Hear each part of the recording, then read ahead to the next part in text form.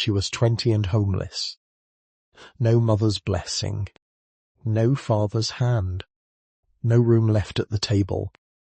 Just a cardboard suitcase and $7 in quarters she had saved from ironing church linens and sweeping floors after supper. And with that $7, she bought a granny midwife's cabin gone hollow near Camp Branch in Letcher County, Kentucky, in the winter of 1974, where the road had fallen off county maps by 959. The back wall leaned 2 inches out of plumb. Rain came through a split seam beside the chimney. The county said the building had been closed since 9938 and was scheduled for demolition the following spring. But what nobody knew was that beneath the hand-laid hearthstone, in a hidden compartment lined with creek, slate that had not been opened in over 36 years, was something that would change her life forever. Before we continue, if stories like this mean something to you, hit subscribe and tell us in the comments where you're watching from. We're seeing how far these stories travel. Darla Mae Combs had been leaving her whole life without knowing it. She learned early how a person could remain in a house and still have no place there. There were corners in her child home where the air seemed to know her better than people did. Corners behind the cook stove, beneath the stair, beside the narrow pantry door where sacks of flour gave off their dry, powdery smell. She was a thin child with careful hands, the kind adults called useful before they called her kind, and she grew up believing work was a language a person spoke when no other language was safe. The house sat on a cut of hillside where the clay ran red after rain. It had 3 bedrooms if one counted the enclosed porch, a cold back step, and a kitchen table scarred by years of knives, elbows, biscuit cutters, and unpaid bills. In the mornings, Darla carried coal in a dented bucket for school. In the evenings, she washed mason jars, folded feed sacks, and set crack plates around the table in the same order, as though order itself could soften a room. She was not a loud girl. She listened more than she answered. She noticed which hinge needed oil, which window rattled before a storm, which neighbour was proud enough to refuse help unless it was offered as a trade. By 13 she could patch a hem, measure fever by hand, and sit beside an elder woman without filling the room with needless words. These were not talents anyone praised. They were only expected. Her mother died when Darla was 9, leaving behind 2 Sunday dresses, a chipped blue mixing bowl, and a smell of lavender soap that lingered for one summer in the drawer where her stockings had been kept. People said her mother had been gentle. Darla remembered more practical things, the way she wiped a child's face with her apron corner, the way she hummed when nervous, the way she folded a letter twice before opening it, as though bad news deserved to be approached with manners. Her father was a coal man in the way some men become weathered by their work until no one remembers where the man ended and the work began. He came home carrying dust in the creases of his ears and along the half-moons of his fingernails. His shoulders were broad, but his patience narrowed year by year. When Darla was young, he would sometimes lift her on the porch rail and point toward the brack seam cut in the far ridge, telling her the mountain held everything a family needed if a man was willing to go under it. After her mother died, he stopped pointing. He still worked. He still ate. He still sat in his chair at night with one boot crossed over the other and listened to radio voices report on strikes, prices, floods, and faraway cities that sounded clean from a distance. But what a softness had once moved through him settled deep, like water trapped under stone. The woman he married 3 years later arrived with press skirts, a white handbag, and opinions folded sharper than her handkerchiefs. She did not shout. Shouting would have made her easier to understand.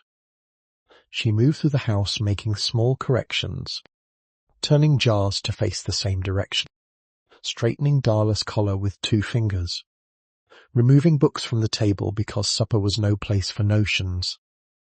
Her name was Marlene, though Darla never called her Mama. No one asked her to. The first week Marlene was there. She swept Darla's mother's lavender drawer clean and lined it with newspaper from the county seat. The old scent disappeared under ink and starch. Darla watched from the doorway and said nothing, because by then she understood that silence could be a kind of shelter, even when it was cold inside. The true shelter of her young life stood 4 miles away, down a road that crossed the creek twice and climbed past a stand of sourwood trees.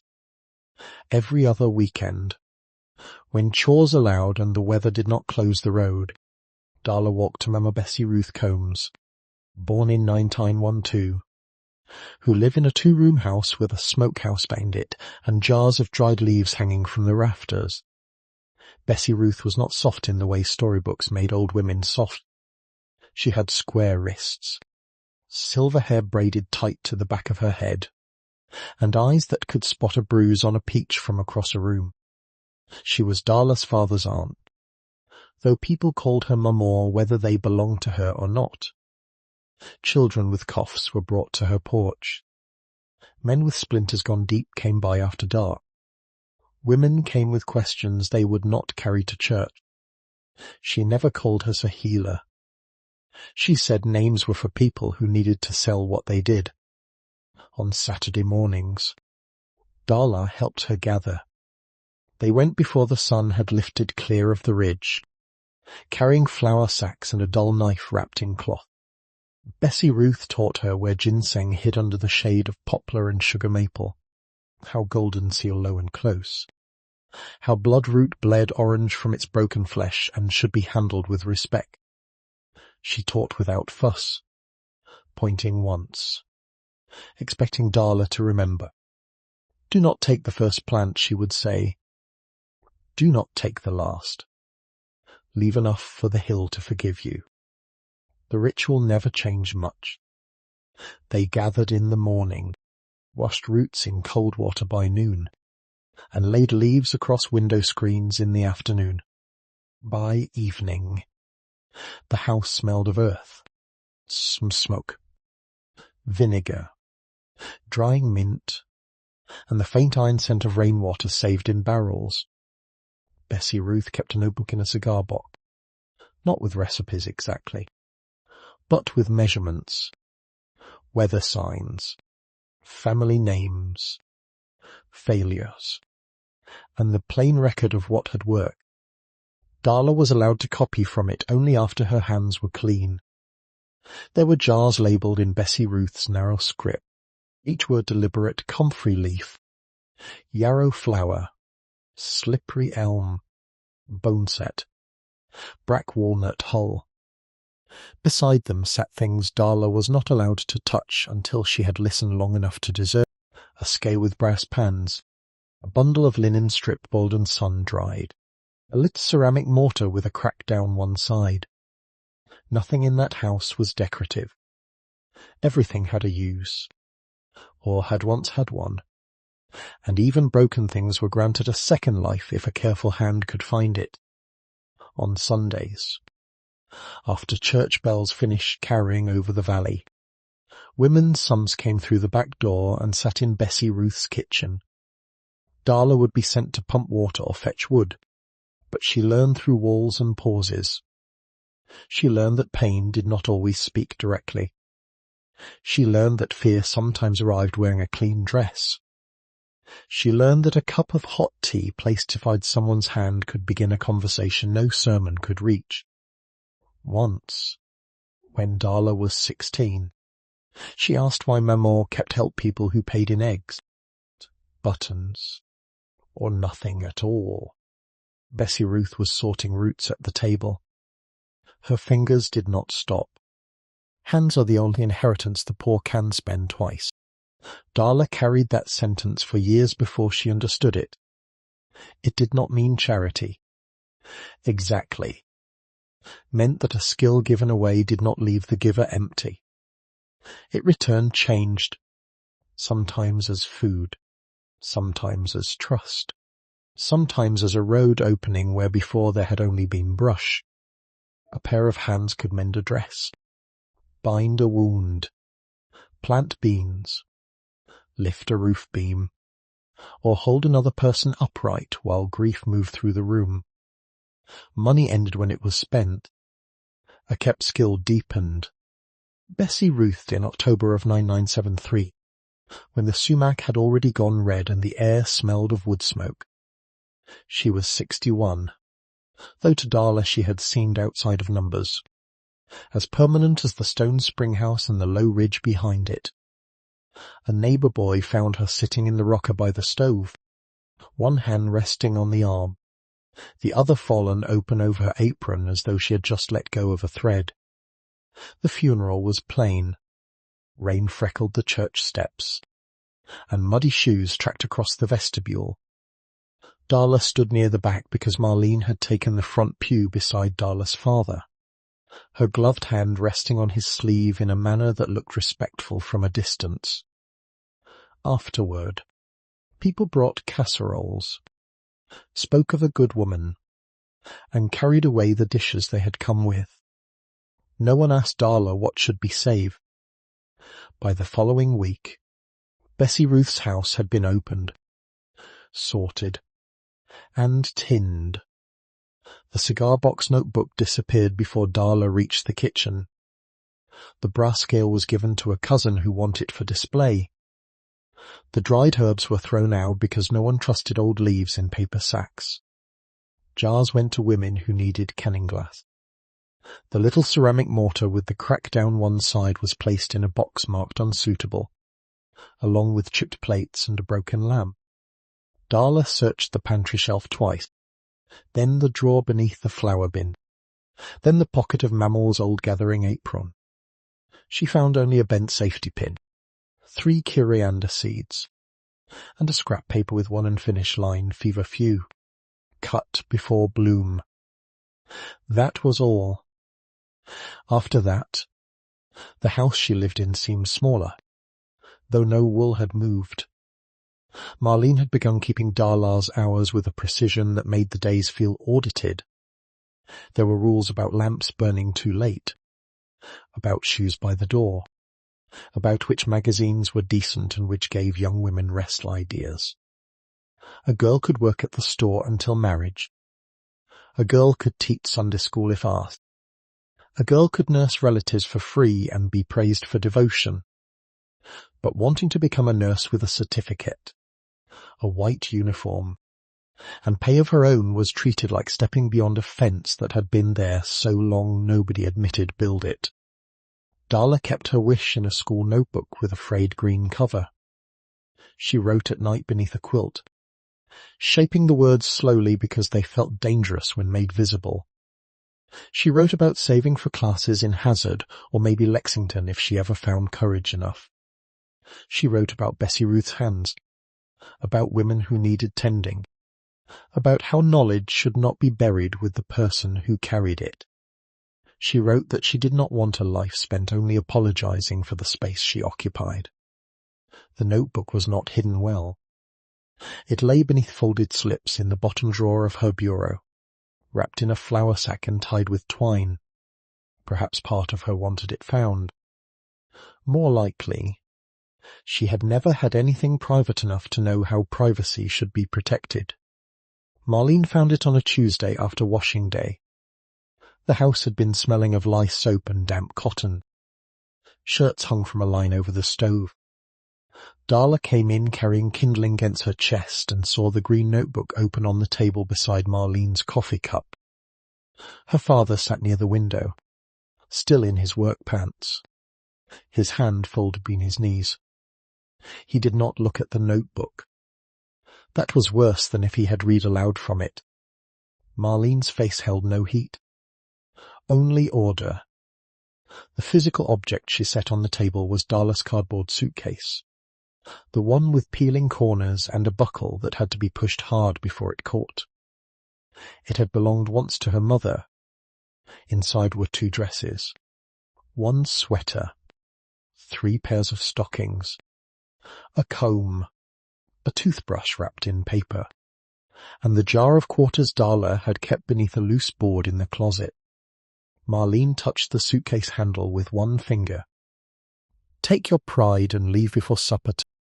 8 words. Darla looked toward her father. He shifted his gaze to the rain-dark window, where the reflection of the kitchen showed all of them at once, pale and distorted in the glass. His mouth moved once, not into speech, only into the shape a man makes when he has decided silence will cost him less than courage. The betrayal was not loud. It was not even new. It arrived with the dull exactness of a door being latched from the other side. Her mother's photograph still stood on the mantel, tucked behind a clock that had not kept good time in years. Darla looked at it once before she took the suitcase.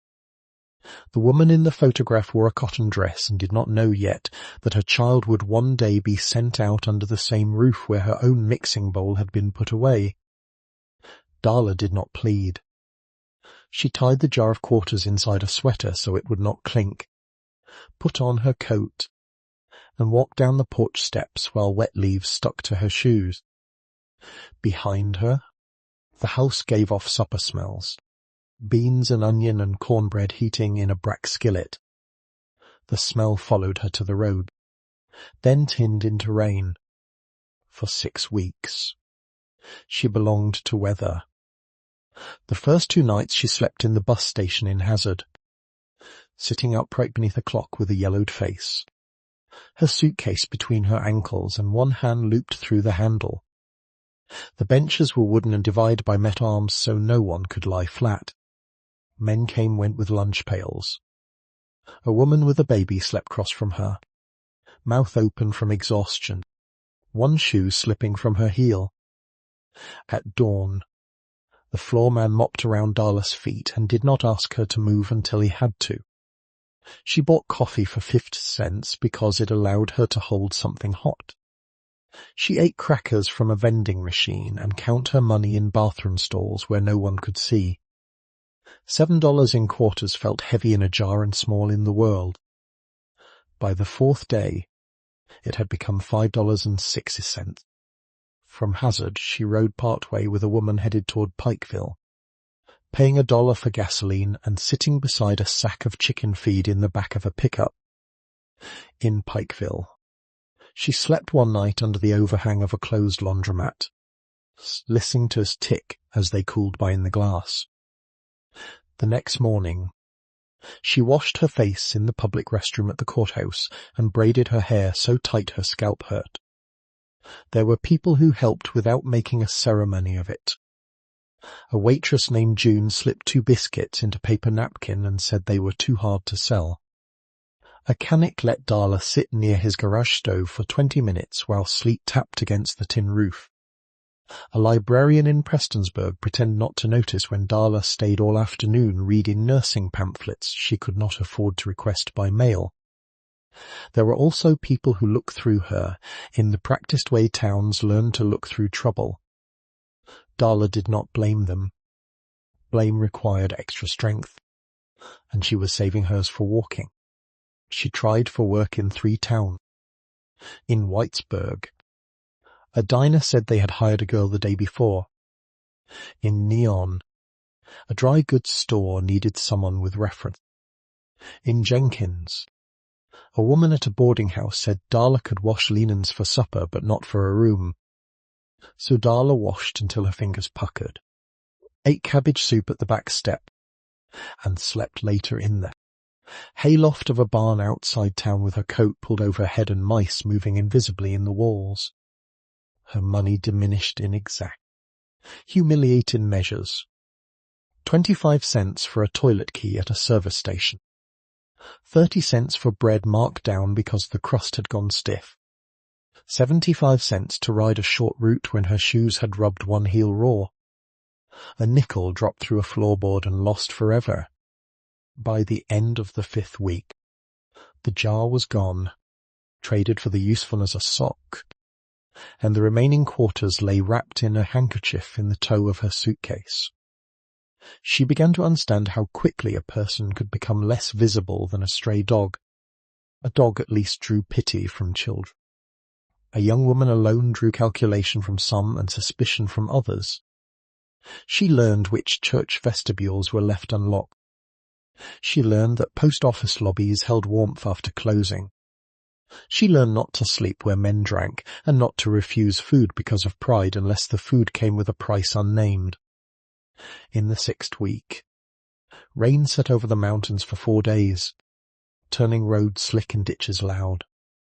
Darla reached the public library in Whitesburg with mud up the backs of her stockings and water inside one shoe. She had gone in only because the building had heat and because libraries permitted silence with asking payment. The radiator knocked under the front windows. The air smelled of dust, paste, wet wool, and the patient breath of books. She moved her coat and hung it over a chair near the local newspapers. Her hands trembled as they warmed. On the table lay 3 issues of the Mountain Eagle, folded and refolded by men who had read the My Notices first. Darla turned pages with that aim at first, letting print move before her eyes without entering. Then she saw in the classified section, boxed badly and set crooked, Camp Key Taction de Norte, one constructor only, former Granny Midwife cabin, Camp Branch Road, near abandoned parcel 44. No warranty. Buyer responsible for removal. Repair. Taxes. Access. And all conditions. Minimum bid 7. Clerk's office. Friday. 10 a.m.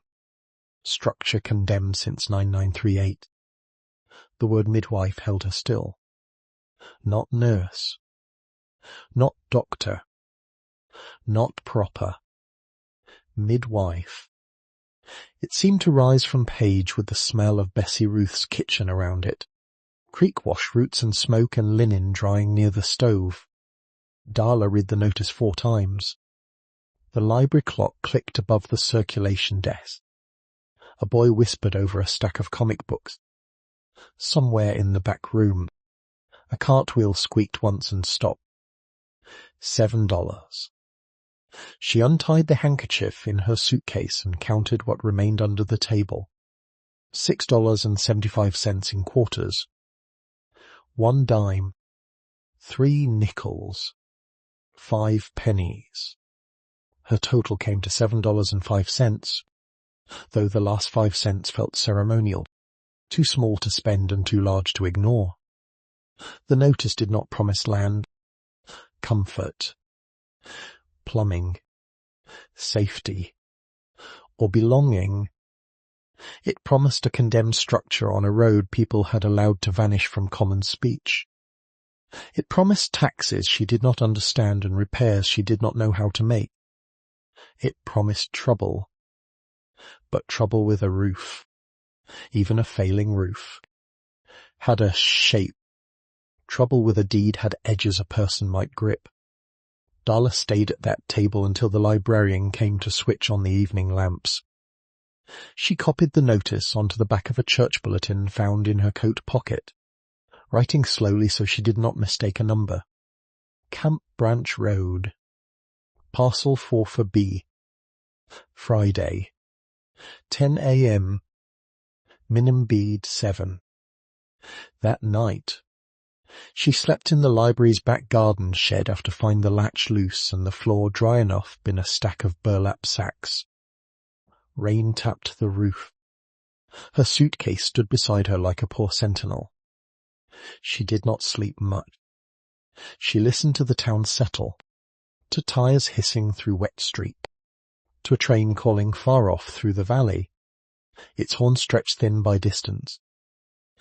By morning, her decision had become simple in the way hunger is simple. She could continue moving from porch to station to church step until the last coin was gone.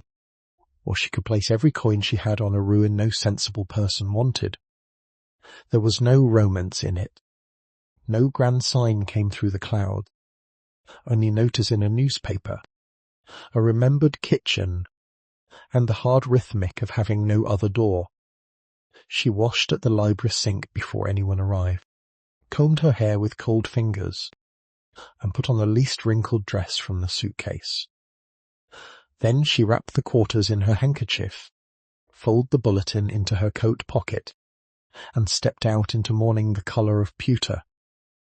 The road to the clerk's office ran past storefronts still dark behind their glass. Darla walked carefully, not because she was calm, but because one of her heels had blistered open and every step had to be negotiated. Coal trucks move along the main road, their tyres throwing dirty water toward the curb. A bell above a cafe door rang as some went in for breakfast. She smelled coffee, bacon, damp newsprint, and diesel exhaust. At the courthouse steps, she paused only once. The building was larger than she expected, with stone worn smooth at the entrance by generations of boots. Lawyers, widows, miners, farmers, taxmen, and young women carrying all the money they owned in a handkerchief. Darla put one hand on the railing. It was cold enough to sting. Inside, somewhere beyond the doors, a brass stamp would come down on paper.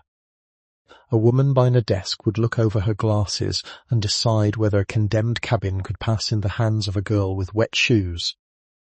A road that had fallen off maps would have to be found again. And under hearthstone Darla had never seen. The past was waiting with its mouth closed. Daswingi Chombons. The clerk's office smelled of floor wax, damp wool, and carbon paper. Darla stood just inside the door with her suitcase against her leg, watching a ceiling fan turn slowly above two counters built of varnished oak. The room held the morning's small business in its patient hands, a farmer renewing a truck tag, a woman ask after a birth certificate, an elder man in overalls argue mildly about a property line that seemed older than everyone present. Rainwater ticked from umbrellas into a metal stand near the door.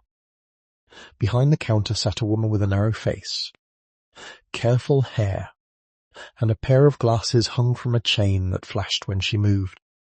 Her nameplate read Maress. Almafields. Kankin Clerk.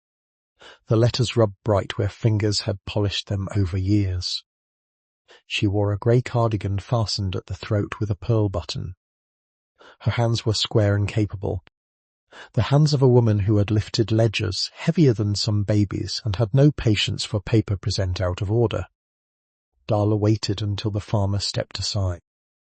Then she unfolded the church bulletin from her coat pocket and placed it flat on the counter. "I came about the auction notice," she said. "Mrs." Fields lowered her glasses, read the copied words, and looked at Darla for a long moment. Not unkindly, not warmly, either. Her gaze moved from the damp hem of Darla's dress to the suitcase, then to the handkerchief Darla held closed in one fist. "You are early," the clerk said. "Yes." "Ma'am." "Action is at 10. "Yes." "Ma'am." "You got somebody coming with—" "No." "Ma'am." The clerk's mouth tightened, but the movement did not settle into disapproval. It was more like arithmetic being done behind the lips. She reached beneath the counter and brought out a folder tied with cotton tape. Dust lifted from it in a faint grey veil. Across the front, in typewritten letters fading at the edges, was Camp Branch Constructor, former Sizemore Cabin, Mrs. Fields untied the tape. The office clock gave one hard tick for every second. "You understand," the clerk said. "This is structure only. Ground belongs to the county until taxes and boundary are settled." "Yes." "Mum, you understand there is no road maintenance beyond the last mailbox." "Yes." Ma'am, you understand that building has no electric service, no water service, and no loft occupancy certificate. Yes. Ma'am, you understand if it falls on you, the county is not responsible. Yes. Ma'am, you understand demolition is already scheduled if no buyer removes or repairs it. Darla's fingers tightened round the handkerchief. Yes. Ma'am. The old man in overalls had stopped arguing about his property line. The woman waiting for the birth certificate looked toward the window as though giving privacy. Mrs. Fields turned one page, then another, each sheet soft from years in a folder. She took out a form and set it in front of Darla, then placed a fountain pen beside it. Name. Darla gave it. Age. She answered. Current address. There the room went thin. Darla looked at the blank line, its length exact and accusing. She could have written the name of the house where she had been born. She could have written general delivery. She could have lied. Instead, she kept her eyes on the paper. I do have one at present, Mrs. Fields did not look up right away. The pen her hand paused above her own ledger. Behind them, someone cleared his throat and then seemed to regret it. Rain dragged itself down the tall courthouse windows in narrow threads. At present, the clerk repeated. Yes. Ma'am. Mrs. Fields drew one line through the address space and wrote transient. Care of Letcher County Clerk Unterfurher in a clean, hard hand. Then she blotted it and turned the page toward Darla. Minimum bead is listed. There have been no other inquiries. Darla opened the handkerchief. Quarters lay in a small dull pile, with the dime, nickels, and pennies set beside them like poor witnesses. She counted on the counter, coin by coin, because she wanted the clerk to see she had not guessed.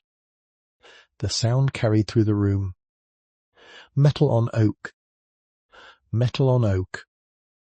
The last quarter rocked once before lying flat. Mrs. Fields counted again with her forefinger. When she had finished, she pushed the extra 5 cents back toward Darla. Do not spend your last nickel on county foolishness, she said. Darla did not know whether to smile, so she lowered her eyes and took the coins. At 10 o'clock, the clerk stood, announced the parcel in a voice trained by decades of public record, and waited the required silence. No one else spoke. The farmer signed his truck paper. The old man shifted his hat from one hand to the other. Somewhere in the hall a door closed, sending a tremor through the floorboards. Sold, Mrs. Field said. The word was not dramatic. It did not widen the room or warm the morning. It simply placed a mark in the county's book where no mark had been before. The clerk turned the form, pointed to a line, and handed Darla the fountain pen. Darla signed slowly.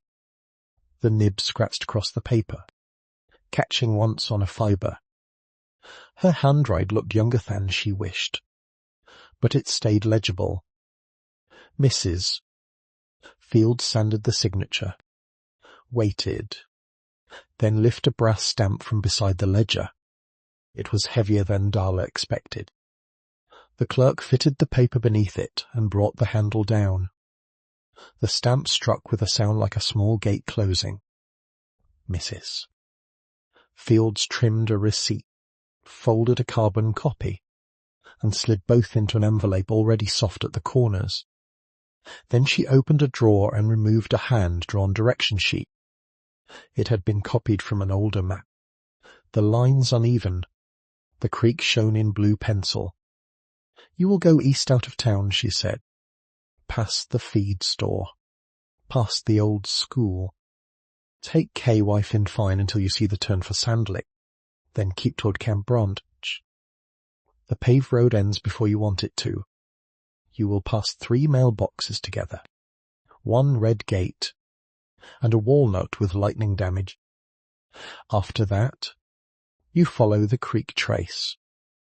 Do not cross the footbridge unless you want the Miller place. Darla nodded as though each word could be nailed in memory. It is near 4 miles from the last place a car would care to go, Mrs. Fields added. Maybe more. With mud. Yes. Ma'am. You have boots? No. Ma'am. The clerk at Darla's shoes, then opened another drawer. From inside she took a folded paper sack and set it on the counter. Left here last winter. Too big for me. Too narrow for my sister. Inside were brown work socks, thick and nearly new. I can pay for those, Darla said. I did not offer to. Darla took the sack with both hands. Mrs. Fields watched her tuck it into the suitcase, then glanced once toward the folder still lying open. Her finger rested on the typed name at the top. Combs, she said. Darla stilled. The clerk lifted her eyes. You kin to Bessie Ruth Combs over near Colson? For a moment the room changed temperature. Darla's hand remained on the suitcase latch. She could hear the fan blades, the far bell of a telephone in an office, the wet hiss of tires outside on Main Street. No one had spoken Mamore's full name to her since the funeral except in passing, as though the name belonged already to the ground. She was my father's aunt, Darla said. Mrs. Field sat back. Her face did not soften in any broad way, but something in it settled closer to the human bone. She brought my second child through a fever in 1948, the clerk said. Doctor was snowed in beyond Jenkins. That baby is grown now and mean as a mule when she wants to be. She closed the folder with care. Bessie Ruth knew what she doing. Darla kept her eyes on the counter because the varnish grain was easier to bear than kindness. Yes. Ma'am. Mrs. Fields took the receipt envelope back, opened it, and slid in one more folded sheet. This is not legal advice, she said. It is a list of to ask before you step wrong. Tax office. Road office. Sanitarian. Hardware. Do not let any man tell you a thing cannot be done just because he does not want to watch you do it. The sentence landed without ornament.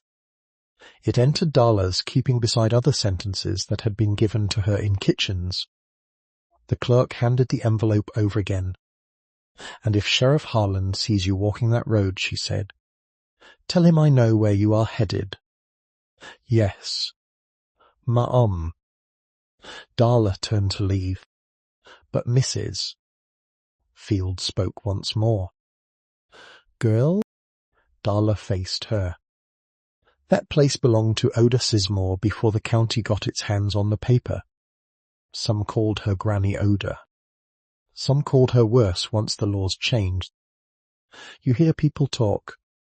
You let half of it pass by. Darla nodded. People like a woman better after she is dead, Mrs. Field said. It asks less of them. Outside, the rain had eased into mist. Darla sat on the courthouse step long enough to change in the brown socks. They were too large, as promised, but they filled the broken places in her shoes and made walking possible. She folded her old thin socks into the suitcase, placed the envelope inside her coat where it would stay dry, and began down the street. Whitesburg was fully awake now. 5 business held the morn together in a row, Napier's feed and seed with burlap sacks stacked behind steamed windows. Holcomb Hardware with shovels and stovepipe hanging over the door. The Purell station with 2 pumps and a collie asleep beneath the awning. Ruth Ann's beauty shop smelling faintly of permanent solution even from the sidewalk, and the Pine Mountain Cafe where the breakfast crowd had fogged the glass. A man came out of the cafe with a toothpick in his mouth and glanced at the suitcase. A delivery boy rolled crates of bottled cola through a side door. Across the road, a woman in a blue raincoat shook water from a newspaper before tucking it under her arm. None of them knew that the county had just sold a condemned midwife's cabin for the price of a modest meal. None of them needed to know. Darla walked east. For the first mile, the road held close to town. Houses stood with their porches facing traffic, each one showing signs of winter endurance: stacked firewood, patch screens, plastic over windows, dogs watching from beneath steps. A coal truck passed and left grit on Darla's tongue. She kept to the shoulder where gravel shifted underfoot. Past the feed store. The buildings loosened. The creek came nearer, brown and muscled from rain, carrying leaves and bits of branch against stones. A school bus with no children in it rattled by, the driver lifting 2 fingers from the wheel. Darla returned the gesture because it seemed expected. Her suitcase bumped against her knee until she changed hands. By noon, she had reached the old school, its windows boarded in uneven plywood, its bell tower empty. A swing set remained in the yard, 2 chains hanging without seats, moving slightly in the wind. She sat under the eave to eat the last hard biscuit June had given her 2 days earlier. It had gone dry enough to crumble, so she softened each bite with water from the drinking fountain outside the school, though the stream came rusty at first and taste of pipe. She checked Mrs. Field's map. Ran like a wet ribbon along the valley. Cars became fewer. Houses withdrew up hollows. The hills leaned closer, not with menace, but with the deep attention of land that had outlasted every county notice ever printed. Sycamores lift pale branches over the creek. Rhododendron thickets held rain in their leaves and released it when the wind pressed them. By mid-afternoon the paved road narrowed. Darla saw the turn for Sandlick and kept toward Camp Branch as instructed. Her feet in a way that had become separate from her, almost companionable. Every so often she shifted the suitcase to other hand, then to the crook of her arm, then back again. The cardboard had softened along one bottom corner from damp, and she held it careful, afraid the whole poor container might surrender at once. The last store was truly a store anymore. Only room attached to a house where canned goods, kerosene, and chewing tobacco sat behind a counter. An elder man in suspenders watched through the screen as Darla approached. A brindle dog rose from the porch, considered her, and lay down again with his muzzle on his paws. "You lost," the man said. It was not a question. "I am going toward Camp Branch. Nothing up there." "Yes." "Sir." He eyed the suitcase. "Kin to somebody." "Not up there." "Then you are lost." Darla unfolded the clerk's map. The man did not reach for it, but he leaned forward enough to read the Blue Creek line. "You bought Oda Place." "Yes." "Sir?" He spat neatly into a coffee can beside the door. "Roof bad." "Yes." "Sir?" "Chimneys worse." "Yes." "Sir?" "Copperheads in warm weather." "Yes." "Sir?" He looked her for another measured stretch, then jerked his chin toward a side shelf. "Metch are a dime. Candle stubs in that cigar box are free if you take the ugly ones." Darla bought matches, took 3 ugly candle stubs, and thanked him. He gave no answer, but as she stepped off the porch he called after her, "Do not use the bridge. It leans mean." The dog followed her for 20 yards, tail low, then stopped where the gravel ended and watched as she entered the mud track beyond the mailboxes. There were 3 of them together, just as Mrs. Fields had said, 1 black, 1 green, 1 plain metal with the flag missing. Past them stood a red gate chained open and sunk deep into weeds. Beyond that, the road became less a road than a remembering. Tire ruts held water. Grass grew in the middle. Here and there flat stone peered through mud, laid by hands long for wheels that no longer came. The walnut with lightning damage stood at a bend, split from crown to trunk, one half dead and pale, the other still carrying tight buds against the cold. Darla touched it as she passed. The bark was rough under her palm. On the far side of the bend, Camp Branch ran shallow over stones, making a steady, glassy sound. The air had sharpened. It was late enough for shadows to climb out of hollows and settle across the trace. Smoke lifted from a house far below, then vanished in the same colour as the ridge. Darla saw 2 neighbours before she saw the cabin, a woman in a red sweater carrying kindling, and a boy of perhaps 12 leading a mule by a rope. Both stopped to watch her. Neither called out. A black dog began barking from somewhere unseen. The sound moved ahead of her through the trees, announcing her to whatever remained. Walnut trees gathered round the rise where the cabin stood. They were not arranged like an orchard, but they had been spared deliberately, their trunks broad, their limbs making a high dark net against the evening. Old hulls lay black and soft in the leaves. Darla crushed one underfoot and released a bitter green smell so strong it seemed almost medicinal.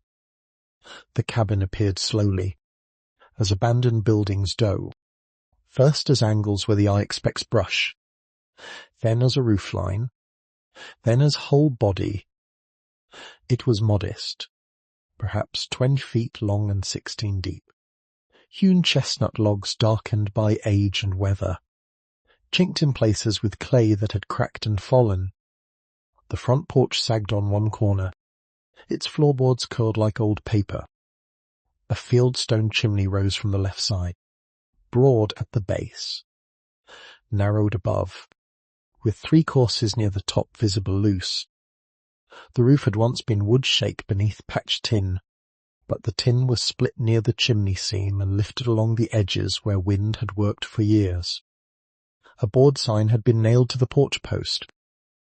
Condemned. Letcher County. Do not enter. The paint had run. The warning looked tired of warning. Darla stood at the edge of the yard, breathing through her mouth. Wet leaves lay knee-deep along the foundation. A washtub sat upsdown near the back wall, nearly swallowed by brass. The door hung straight, which seemed a mercy. One window on the front wall had no glass.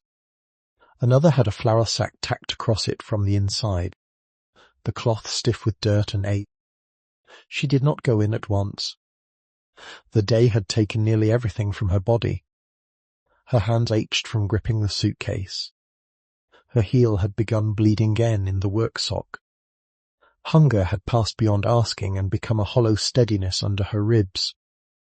Still, she waited outside until she could name 5 things that were real, the creek speaking below the rise, the walnut bitterness in the air, the cold iron smell of wet tin, the countersign moving faintly on one nail, the envelope inside her coat pressing against her chest.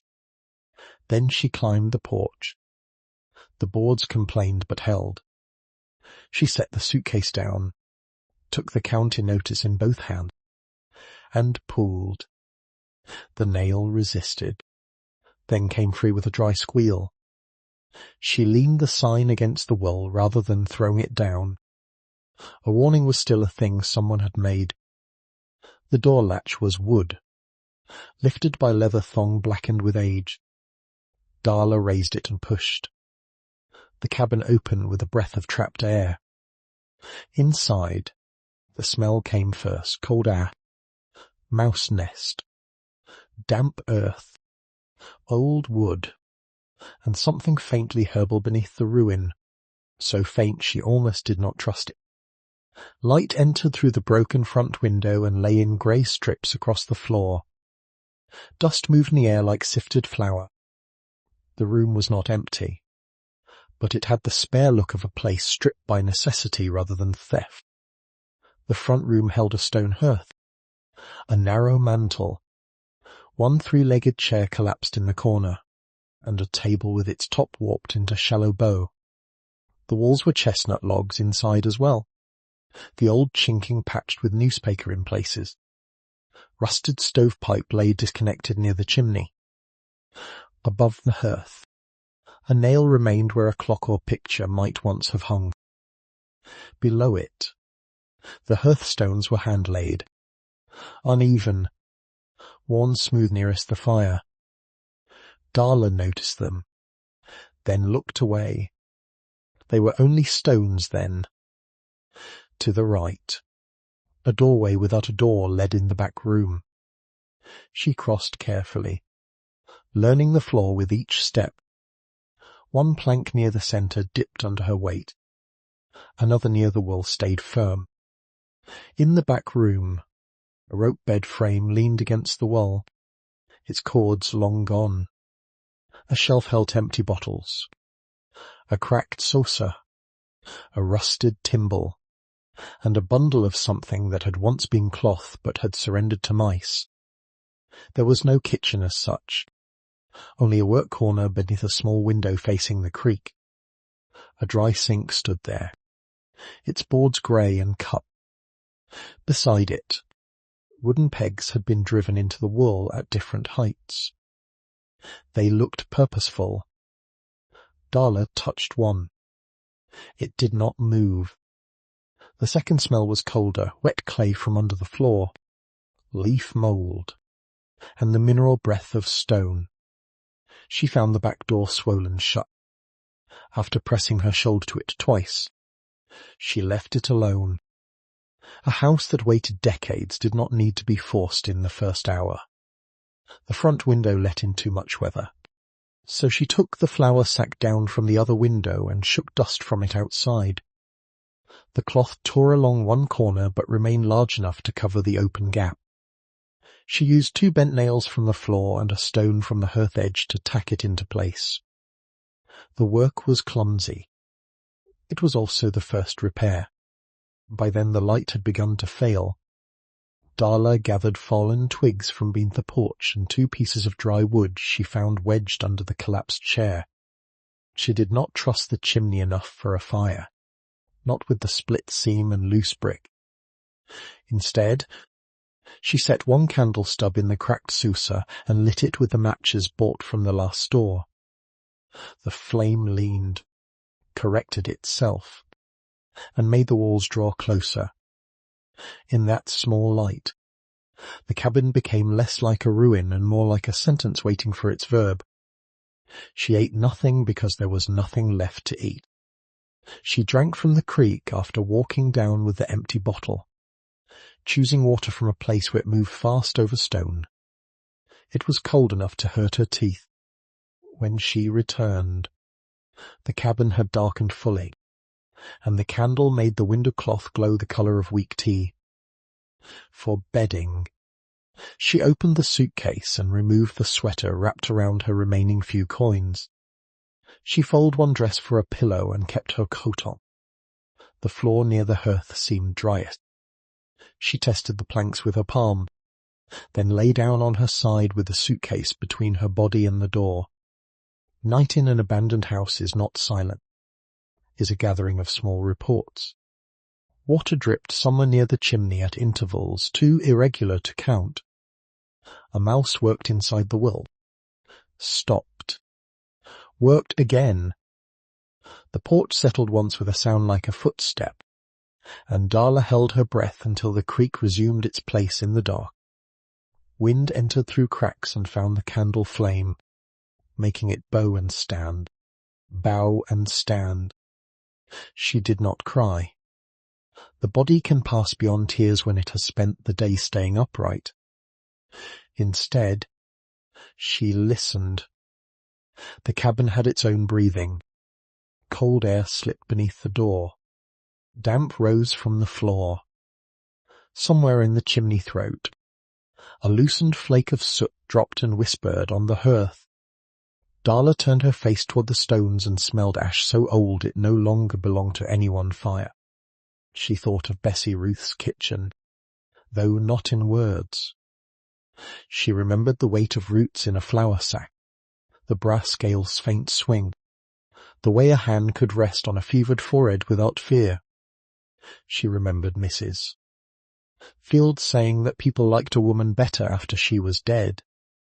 She remembered the clerk's extra sheet folded in the envelope, a map drawn in blue pencil, and the work socks warming her battered feet. Near midnight, rain began again, slow at first, then steady. It struck the patched tin roof, found the split seam, and dripped beside the chimney into dark stain that spread along the wall. Darla rose, moved the suitcase away from it, and set the empty bottle beneath the lee. Drop by drop, the water began to fill it. She lay down once more. The candle burned low, then lower, until its flame became a bead. In the last of that light, the hearthstones showed their uneven faces, each one fitted by hand around the mouth of the chimney.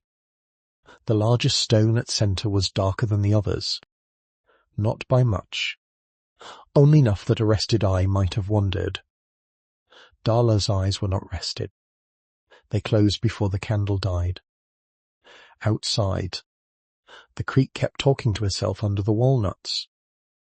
Inside, the condemned cabin held a girl, a suitcase, an envelope, and the first night of ownership anyone had given it in 36 years. Some hearths are not abandoned. Only waiting for the right hands to find them, morning entered through the flour sack like watered milk. Darla woke stiff, with one cheek marked by the weave of her folded dress and the sound of the bottle still catching rain beside the chimney. Her first act as owner was not noble. She crawled to the leak, lifted the bottle, and drank the water that had come through her own roof because it was near, cold, and clean enough for a person who had slept hungry. The rain had ended before dawn. Outside, fog held among the walnut trunks, and the creek had risen loud enough to make the yard seem inhabited. She stepped on the porch with her coat around her shoulders and looked at the place in daylight. Daylight did not flatter it. The sag in the porch was worse than evening had admitted. One corner of the roof bowed as though tired of being believed in. Briars had taken the back wall, and poke stalks, dead from winter, stood hollow and grey along the foundation. She had no broom, so she made one. From the slope behind the cabin she cut a bundle of dried goldenrod stems with the dull edge of a broken tin can found near the wash tub, tied them with a strip torn from the ruined cloth in the back room, and swept the front room in long, patient strokes. Dust rose and entered her throat. Mouse droppings skittered ahead of the broom. Bits of coal, bark, plaster, and insect husks gathered into small dark hill near the doorway. When she had finished, the floor did not look clean, but it had changed from neglected to approached. That mattered. For water, she chose a place upstream from the cabin where the creek narrowed over flat rock. She rinsed the 2 empty bottles, filled them, then set them on the hearth to settle. The water held tiny flecks of leaf and sand that drifted slowly toward the bottom. Bessie Ruth had once said moving water was not the same as safe water, only more honest about where it had been. Darla remembered that, and later she would boil every mouthful. That first morning, She let hunger make its argument and drank carefully from the clearest part. The outhouse stood 30 paces beyond the back corner, half hidden by sumac and blackberry cane. Its door had fallen inward, and the roof wore moss thick enough to hold seeds. Darla approached it with a stick, tapping boards before trusting them. Inside, a hornet's nest hung empty from one rafter, grey as paper ash. She propped the door back in place with a stone and decided that privacy could be rebuilt after survival. The first 3 days belonged to inventory and learning. She learned which floorboards spoke in a high creak near the doorway and which answered with a lower complaint before the back room. She learned that the safest path crossed from the threshold to the hearth at a slight diagonal, avoiding the softened plank near the centre. She learned that the back window faced east and gave the first useful light. She learned that wind came under the front door after midnight and left grit in a line across the floor. She carried broken glass to a shallow pit by the creek and covered it with stone. She pulled vines from the back wall until her palms burned through the work socks she had wrapped around them. She scraped mouse nest from the dry sink with a shard of slate and found, behind one shelf board, 3 straight pins blackened with rust, a button made of shell, and a folded square of newspaper from 937. The print mentioned a court sale, a revival meeting, and a mine injury in 3 separate columns, as though a county had only so many ways to bear witness. Food came by thrift and caution. On the second afternoon, she walked back toward the last store and spent 38 cents on cornmeal, salt, and a dented can of tomatoes whose label had loosened. The elder man in suspenders said nothing about her return, but he placed a bruised apple beside the sack before tying it closed. "That one won't keep," he said. "No, sir," Darla answered. She ate half the apple while walking back and saved the other half for evening. In the cabin, she mixed cornmeal with creek water in the cracked saucer and cooked it badly over a candle flame until patience failed. The middle stayed raw, the edges scorched, and she ate it anyway with salt shaken from a twist of paper. On the 3rd day, she went to Holcomb Hardware because a roof, a chimney, and a life could not be repaired with a tin can and wanting. The store stood on Main Street with its windows crowded by lanterns, cross-cut saws, stove bolts, seed packets, axe handles, an enamel basin stacked in white towers.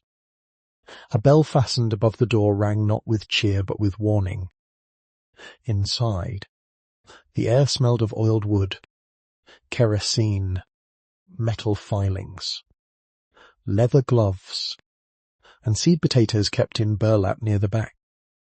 The floorboards were dark with traffic, ran between bins labelled by hand hinges, hasps, 10-penny nails, stove gasket, mule shoes, lamp wicks.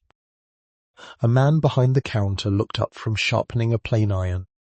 He had a thick grey moustache, a left ear bent at the top as though frostbite or childhood had folded it, and forearms marked with scars. His hair was combed straight back with water. A pencil read behind one ear. His apron had Holcomb Hardware stitched across the bib in red thread faded almost brown.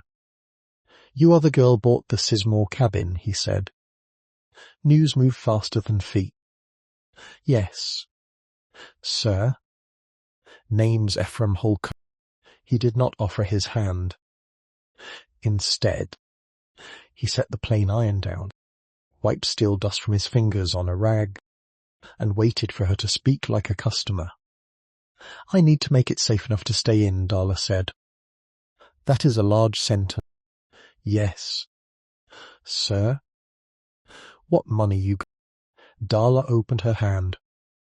The coins looked smaller beneath the hardware store's electric lights. 1 nickel, 3 pennies, and the dime misses. Fields had returned by not taking county foolishness. Ephraim Holcomb studied the coins without touching them.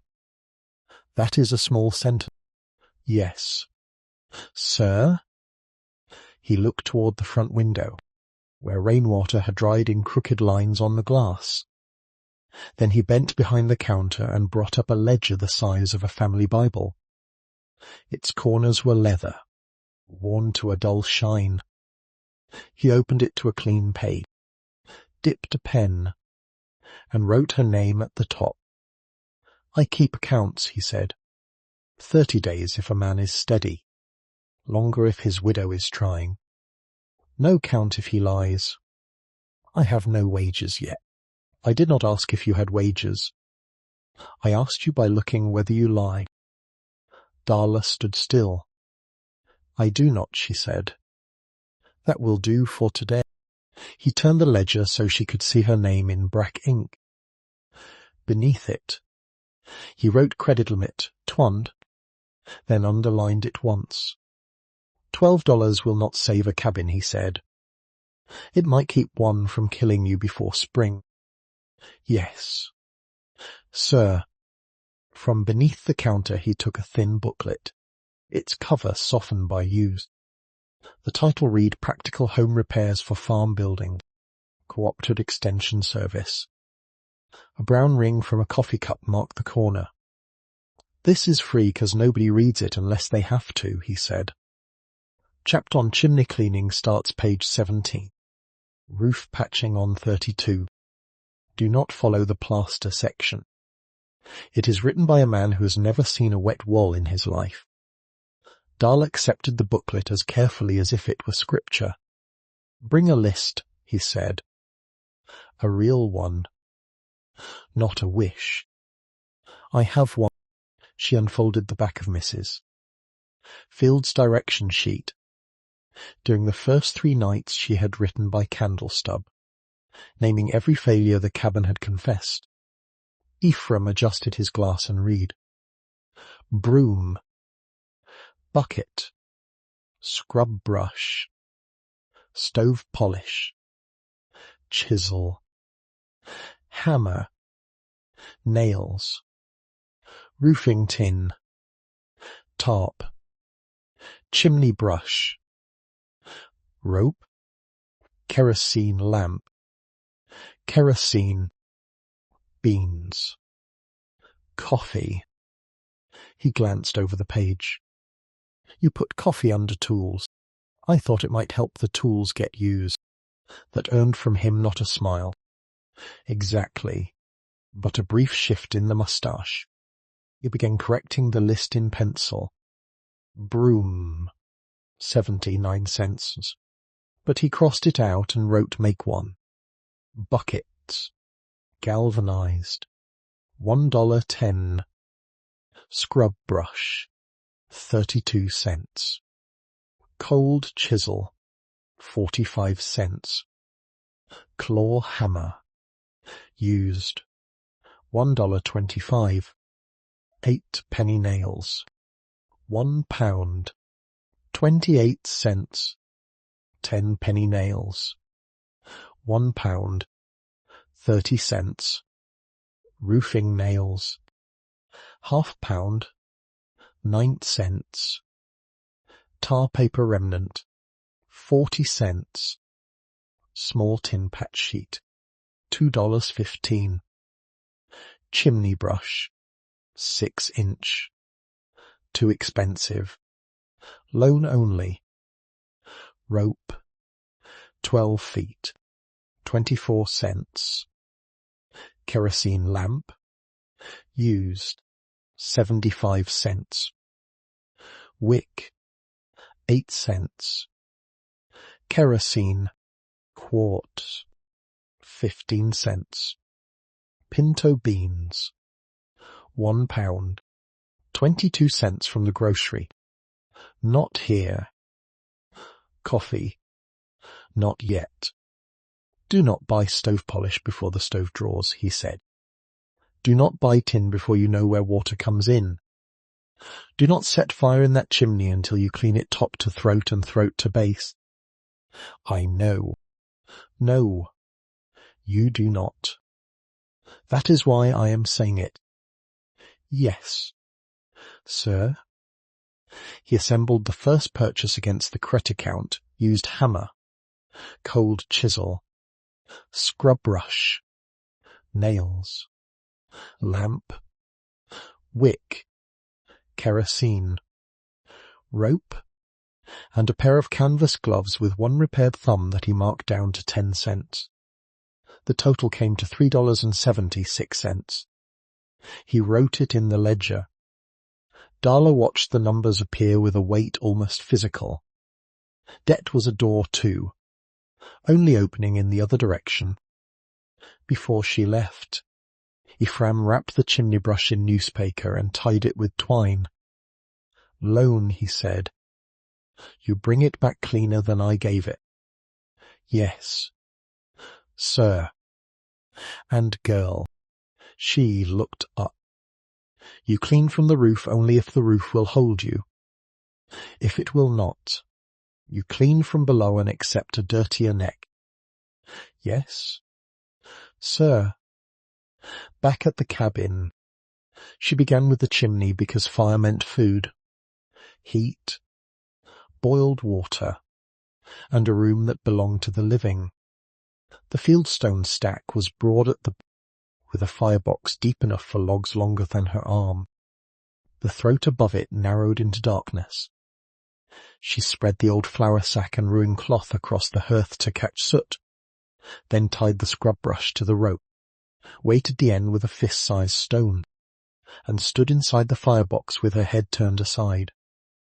The borrowed chimney brush would have done better from above, but the roof near the chimney dipped when she pressed it from the porch edge, and she was not yet foolish enough to trust rotten rafters with her whole life. She worked from below first. The method was slow and mean. She pushed the small scrub brush upward in the throat, twisted until grit rained down, drew it back, shook the soot on the cloth, then pushed again. Creosote came off in black flakes, shiny as beetle wings and sharp along the edges. It stuck to her sleeves, entered her hair, lined the inside of her nose. After an hour, her arms trembled from holding them overhead. After 2, she could taste bitterness on her tongue. She rested only long enough to drink creek water and read the extension booklet with dirty fingers. The booklet warned of chimney fires in sentence too plain to ignore. Creosote glaze. Blocked flue. Bird nests. Draft obstruction. Test with mirror and lantern. Never burn resinous scrot a long, neglected chimney. Never assume 'cause smoke rises that danger has passed. Darla found a hand mirror in her suitcase. Its edge chipped, and angled the kerosene lamp so the light entered the flue. At first she saw only black.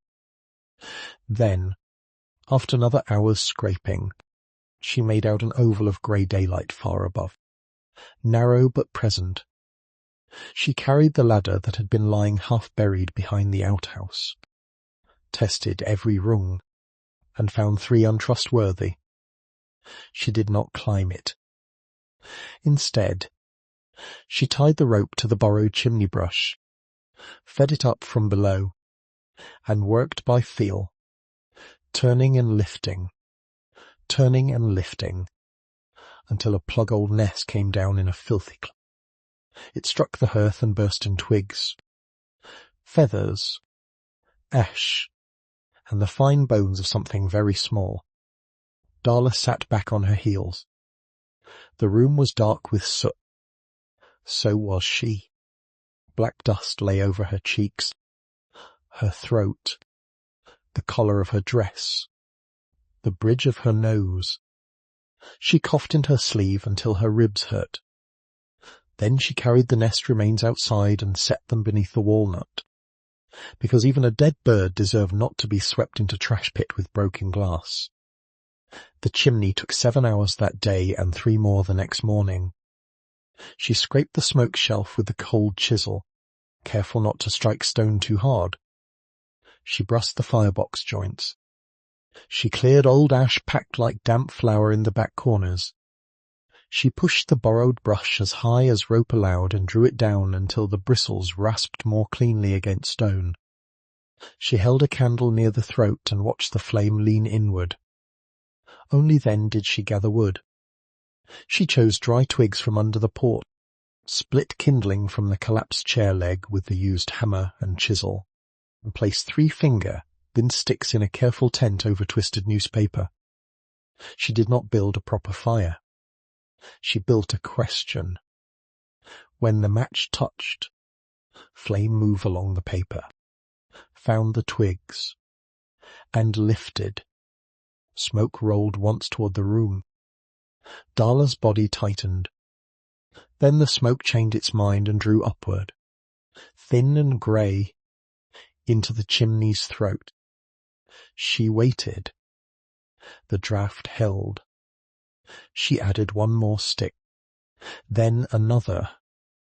The fire remained modest, huddled and 2 hands open, but it gave light with a different authority than a candle. It made sound. It answered. By evening, she had boiled creek water in a tomato can washed clean, then cooked pinto beans in the same can for longer tan patients wanted and shorter tan beans deserved. She mashed them with salt and ate them hot from the edge of the hearth, burning her fingers, refusing to care. The first hot meal in the cabin was not good by any generous standard. It was undercooked, smoky, and grey from the can, but steam rose from it, and the steam touched her face like a hand. She slept that night closer to warmth. The next morning, she turned to the back room. A house revealed itself differently after it has held fire. Corners become less hostile.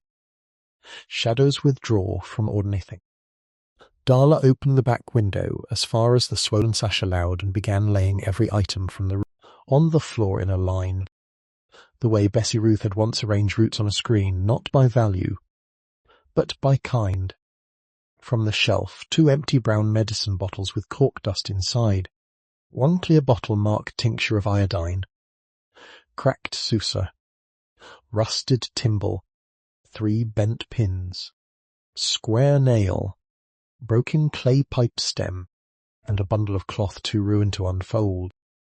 From the dry sink mouse nest, walnut shell halves, spoon with the bowl worn thin, a corked vial empty except for a powdery yellow trace, and a strip of muslin with 2 small knots tied in one end. From the pegs nothing hanging, but each peg wore a polished undyed where use had kept dust away for years. The lowest peg was darker, as though oiled by repeated hand. Near it, the wool bore faint marks in vertical rows. Darla leaned close and saw that they were not scratches. They were measurements. Short lines cut with a knife, some marked with initials, some with dates. M.E. 9929, L.B. 9931, Ruthie 9934. A child's height, perhaps, or many children. The lines were low, then higher, then high enough that a woman might have stood against the well, laughing while someone measured her growth, though she was grown already. Darla traced none of them. She only looked. Under the rope bed frame, she found a wooden box without a lid. Inside lay dry corn shucks braided into strip, a rusted buckle, 6 buttons, of blue ribbon stiff with age, and 1 paper label whose ink had faded to the edge of vanishing. She held it near the window until the word emerged, pennyroyal. She set it aside. The work corner began to make sense slowly. It was not kitchen alone. It had been a place of preparation. Pegs for bags, shelf for bottles, dry sink for washing, window for light. A woman had stood there with hands moving between plant. Cloth. Measure, jar. And need. Not Bessie Ruth. Someone before her. Someone whose name the county folder had held under cotton tape. Oda Sizemore. Darla said the name once. Not loudly. The front room then seemed to listen. By late afternoon, she had cleaned enough to sit on the floor with the extension booklet and make a second list. Roof leak. Chimney seam. Back door. Window cloth. Floor plank. Food. Work. Tax office. The pencil grew dull. She sharpened it with the chisel, shaving wood carefully into the hearth ash. It was while testing the floor near the firebox that she first noticed the sound. She had been tapping boards with the hammer handle, listening for rot. Most answered with the flat note of old pine fastened to joists. One near the doorway gave a dull, soft reply and flexed. She marked it with chalk made from a bit of broken plaster. Then, almost idly, she tapped the hearthstones. Stone answered stone. The edge pieces gave a dense, settled click. The smaller stone to left gave the same. The long rear stone beneath the firebox sounded heavy and true. But the large centre hearthstone, darker than the others and worn smooth where feet had once approached the fire, answered with a lower note. Not hollow exactly. Different. Darla tapped again. The sound was not loud. It would not have announced itself to anyone in a hurry. It was the kind of difference Bessie Ruth would have called a thing asking not to be overlooked. Darla set the hammer down and pressed both palms to the centre stone. Cold. She tried to lift one edge with her fingers. Nothing moved. She cleared ash and grit from the seams with a spoon, then with the point of the chisel. The joints were packed with a mixture of clay, soot, and time. Along the front edge, the chisel struck something not stone, a small circular piece of cedar, blackened around the rim and fitted into a notch no wider than a quarter. She sat very still. The cedar disc had been hidden beneath soot at the stone's lip, its grain nearly invisible. She worked around it with the spoon handle until it loosened. It came free with a faint corking sound. Behind it lay a finger hole. Darla did not reach in at once. She rose, crossed to the door, and looked outside. The yard was empty. The creek continued over stones. A crow moved between walnut limbs without calling. There was no reason to feel watched. Yet every old mark in the cabin seemed suddenly aware of her. She returned to the hearth, inserted 2 fingers into the cedar hidden hollow, and pulled. The stone resisted. She shifted, braced one foot against the firebox, and pulled again. The stone lifted the smallest fraction, then settled. Beneath it came a sigh of loosened grit. Weight test, she heard in Mamma's voice, though Mamma had never said such words about a hearthstone. Do not fight weight. Learn where it wants to go. Darla fetched the cold chisel and slid it gently into the seam near the finger hole. She did not pry hard. She worked around the edges, clearing more packed clay, then inserted the chisel again and leaned her weight with careful steadiness. The stone rose enough for her to wedge the hammer handle beneath it. From there, inch by inch, she lifted, shifted, and walked the heavy slab aside onto the cloth. Beneath it lay darkness edged in creek slate. The cavity was rectangular, perhaps 2 feet long and a foot deep, lined neatly with flat slate pieces fitted tighter than the cabin's own wall. No damp smell rose from it. Instead came cedar, old paper, dried herbs, and the faint sealed sweetness of beeswax. A square of oilcloth covered the contents, tucked down along the sides. Darla sat back on her heels. Her hands were black with soot and clay. Her heart beat high in her throat, but she did not hurry. A hidden thing opened in haste could be damaged by the very person meant to find it. She washed her hands first. At the creek, the water numbed her fingers. Soot lifted in grey ribbons and vanished downstream. She scrubbed under her nails with sand, dried her hands on her skirt, then returned and lit the kerosene lamp. The afternoon light had begun to thin, and this was not work for dust. She folded the oilcloth back. The first package was a leather roll tied with a strip of rawhide so dry it had darkened almost black. The leather was hand-smitched, cracked along the fold, but still whole. Darla laid it on the hearth and loosened the tie. Inside were narrow pockets, each holding an object wrapped in linen. She opened them one by one. Bone-handled scissors, yellowed smooth where fingers had held them. A pack of catgut thread, sealed in wax paper brittle at the corners. 2 curved needles tucked through felt. A small glass vial stopped with bees.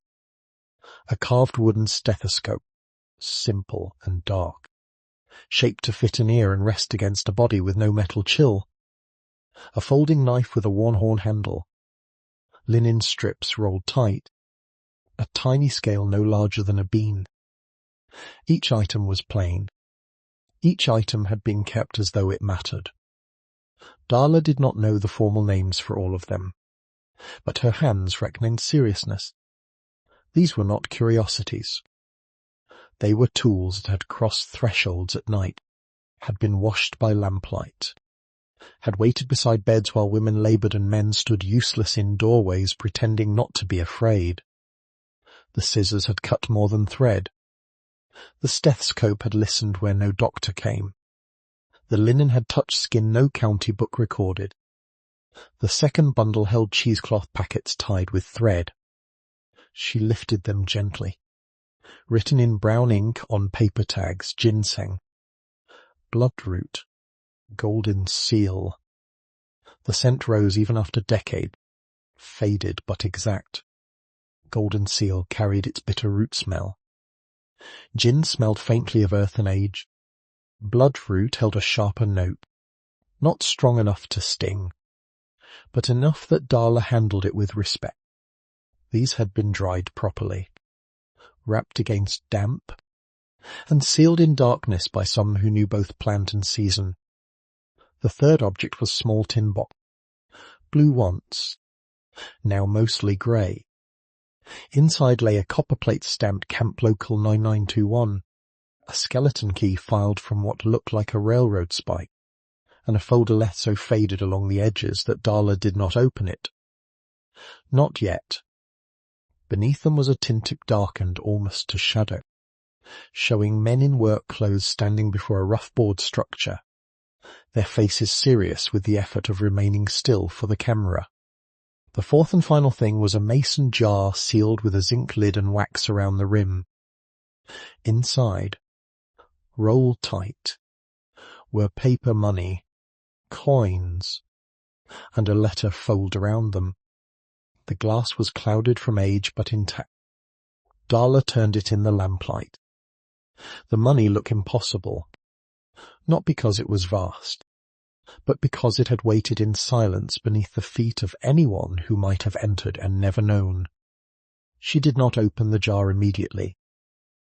Instead, she returned each tool to its place, covered the herbs against air, and sat for a long while with the mason jar in both hands. Outside, the creek moved over stone with the same sound it had made that morning, the same sound it had made before she was born.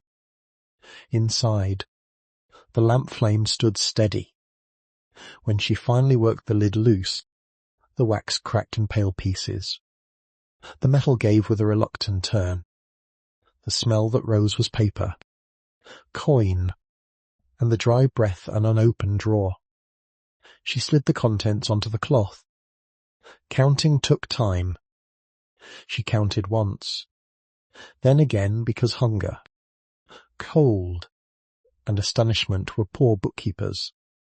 There were silver dollars worn nearly smooth at Liberty's face, $half, quarters older than any quarter she had carried here, mercury dimes with wing cap, buffalo nickels whose animals had faded under other people's thumbs, wheat pennies in paper rolls browned at the edges.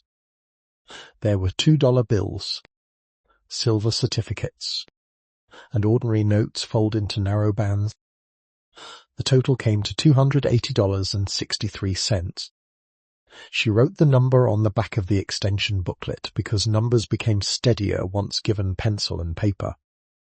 286.3. Then she sat looking at it until the figures seemed to belong to someone else. Coin a small medal on a frayed ribbon darkened by age.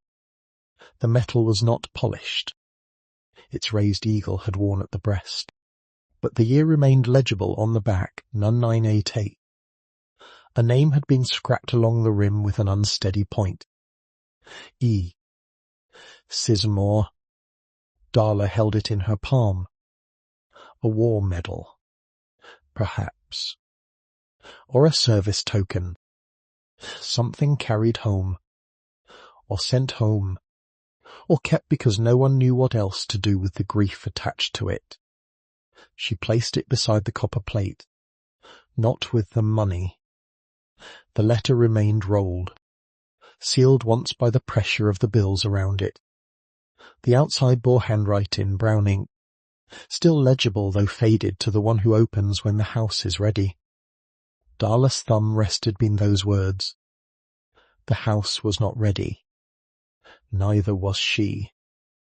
She placed the money back inside the jar, but she did not reseal it.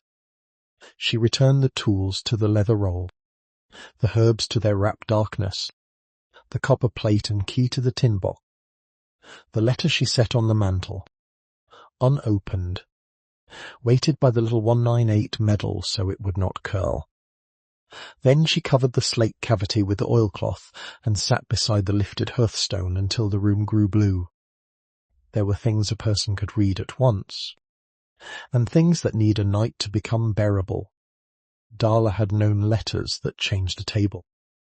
She had seen one found in a drawer after a death, one folded into Bible after foreclosure, one opened by her father under lamplight and never spoken of again. Paper was thin, but it could carry a blade sharper than any tool in the leather roll. She stood, took her coat, and went outside. The cold had deepened. Stars showed where clouds had broken apart over the ridge. The walnut limbs stood bracken fine against the sky, each branch holding drops of water that caught what little light there was. Camp branch ran below the cabin, swollen but clear at the edges, moving round stones with the deliberate persistence of something that had never needed permission. Darla walked down to the creek and stood on the bank. She did not pray in words. She did not make promises. Watched water pass over rock, split around it, and join self again. The sound steadied the room inside her chest where astonishment had been striking the walls. Behind her, the cabin held the open hearth, the lifted stone, the letter on the mantel, and the tools of a woman whose work had been hidden when law and shame entered the valley wearing official shoes. In front of her, the creek carried leaves, moonlight, and mountain cold away from the house and toward what waters waited below. When she returned, she did not read the letter. She put the hearthstone back loosely, not sealed, only resting. She banked the small fire until it was safe, wrapped her in her coat, and lay down with the unopened letter still above her, held in place by the medal's quiet way. Sleep came slowly. When it came, it did not come empty. Some hearths are not abandoned, only waiting for right hands to find them. Dawn came clear, with frost along the porch rail and a pale seam of light opening over the ridge. Darla woke before the fire had fully died.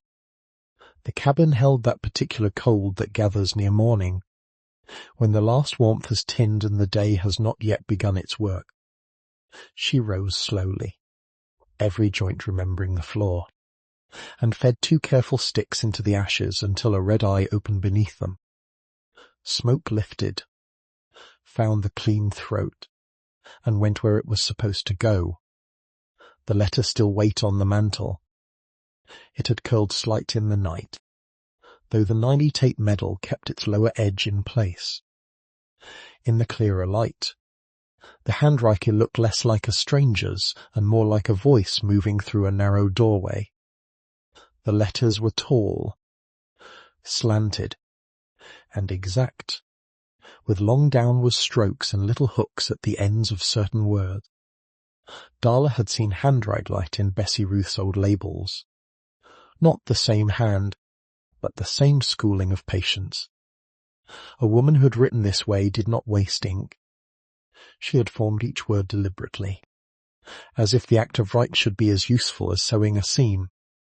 Darla washed her hands in cold creek water, dried them on the inside of her coat where the cloth was cleanest, and came back to the hearth. She did not sit in the chair, because the chair was still broken. She sat on the floor with the letter across her knees, the leather roll to her left, the tin box to her right, the mason jar open between them. The paper resist unfolding, had been creased for decades. An old paper sometimes holds its shape like an old person holds an injury. Darla eased it open along the original lines, one fold at a time. A faint scent rose from it, dry and enclosed, carrying beeswax, dust, and something floral too diminished to name. At the top, in brown ink, were the words, "My dear one, whoever you are, if this paper has come into your hands, then my house has either fallen into mercy or trouble. I cannot know which. I am writing from a rented room in Norton, Virginia, where Dr. Edwin Lell Markham has told me that the trouble in my chest is not the winter cough I claimed it to be. He says the left lung is shadowed, and he says it kindly, which is how I know he believes I am nearer the Lord than I had planned. I am not afraid of dying. I am afraid of my hands being misunderstood after I am gone. My name is Oda Ellen Sizemore, born Oda Ellen Ramey in N883 on Line Fork Creek, daughter of Alma Whitaker Ramey, born 859 near Pound Gap, and Joseph Ramey, born 85 in Wise County, Virginia. My mother was taught by her mother, Elspeth Whitaker, born 831 in Ashe County, North Carolina, who came over the mountains with 2 quilts, a kettle, and the knowing of roots. Elspeth learned from her Aunt Nance Whitaker, born around 807, who had no letters but knew fever by smell and childbed danger by the set of a woman's mouth. 4 generations carried this work before me, and none of them put a sign out front. I was married to Ezra Sizemore in 992, and we built this cabin with chestnut logs cut above campground. The first baby I caught here was my sister's boy, born during a hard rain in April of 994. By 1938, I had attended more births than I could count rightly. Some lived, some did not, and the ones who did not have never left me. On May 17, 1938, a county notice came by way of a man who would not meet my eye. It said unlicensed midwifery would no longer be tolerated, that any woman practicing without certificate and physician oversight could be fined, jailed, or named before the court. I was 55 years old.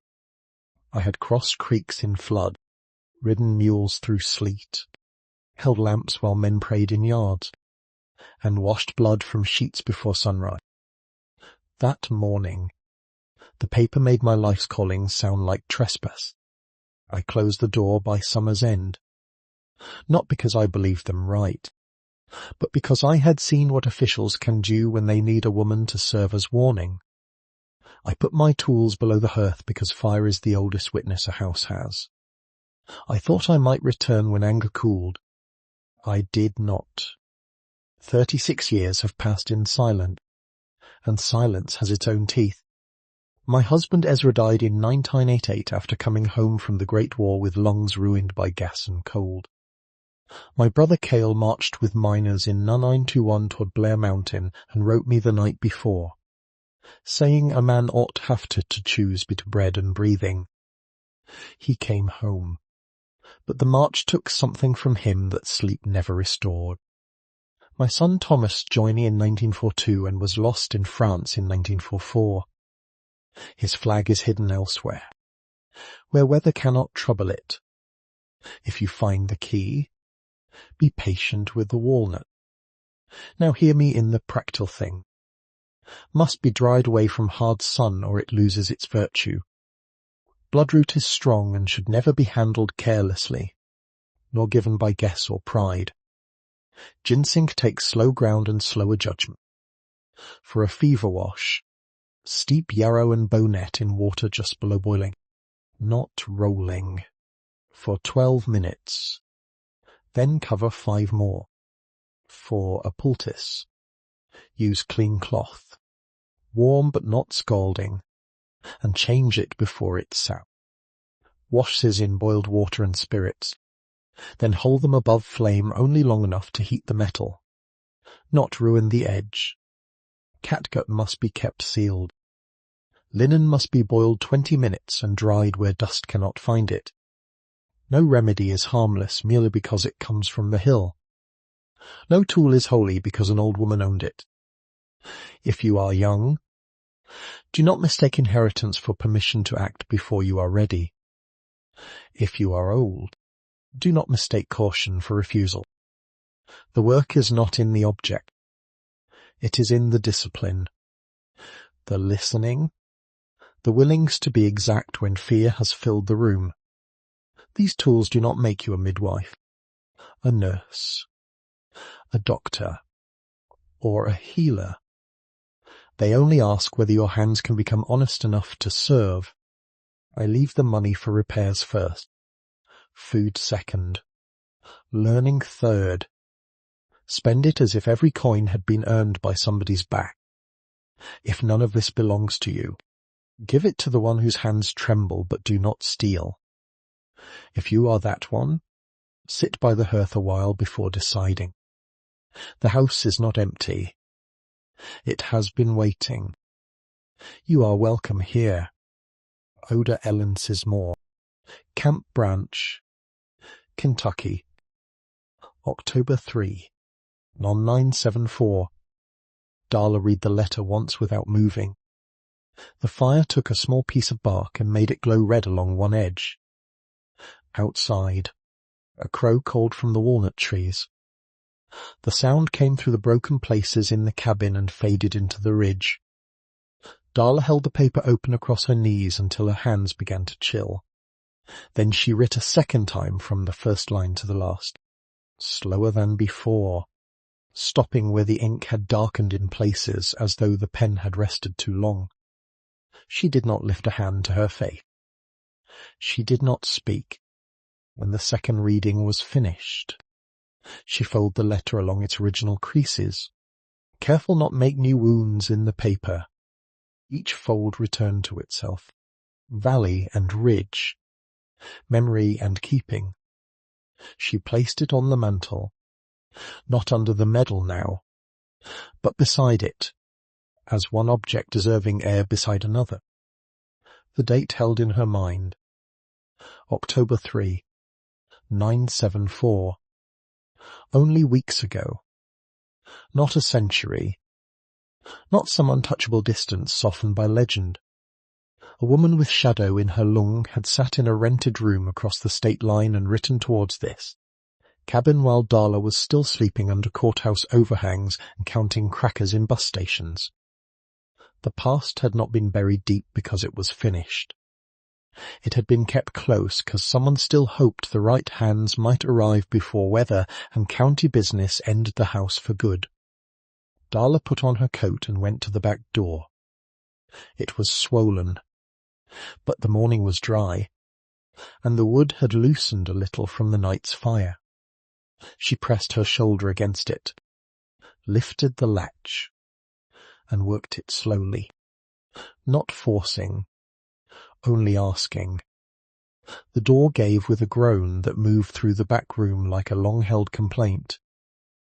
Outside, frost silvered the dead weeds. The creek below shone where sunlight reached it.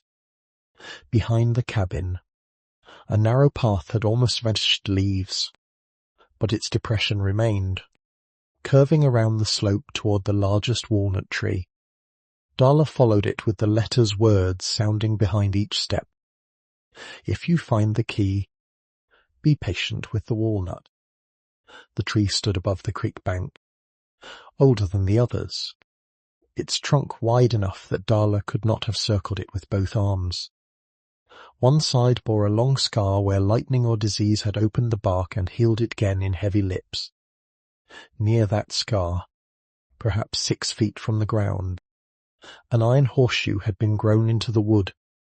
It was not nailed there in the ordinary way. The walnut had taken it slowly, swallowing the outer curve until only the open ends showed dark against the bark. A marker, a hand's memory. Darla stood beneath it and looked up. The skeleton key from the tin box was not with her. She had left it inside because she had not known to bring it, and perhaps because some discoveries should not be spent all in one morning. She touched the tree below the horseshoe. The bark was cold, ridged, and damp.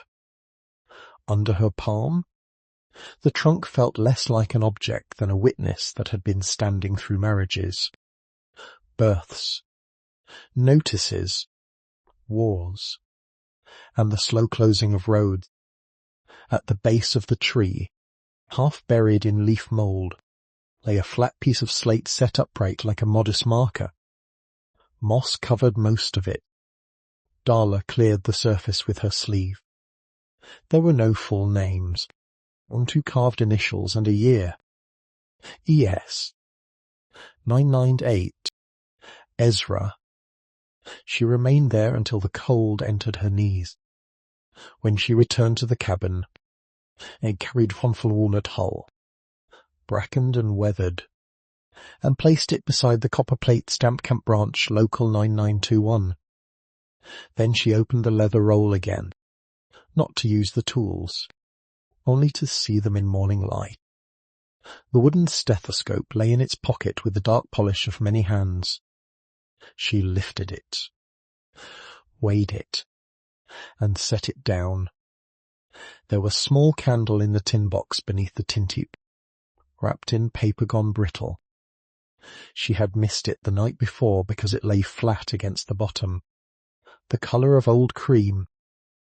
The wick had been trimmed short. Along the paper, in Oda's hand, were 3 words, beeswax, non 944, Christmas.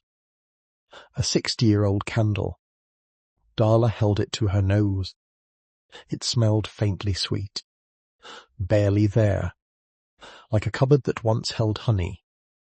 She considered saving it. Saving had become an instinct so deep it sometimes mistook itself for reverent.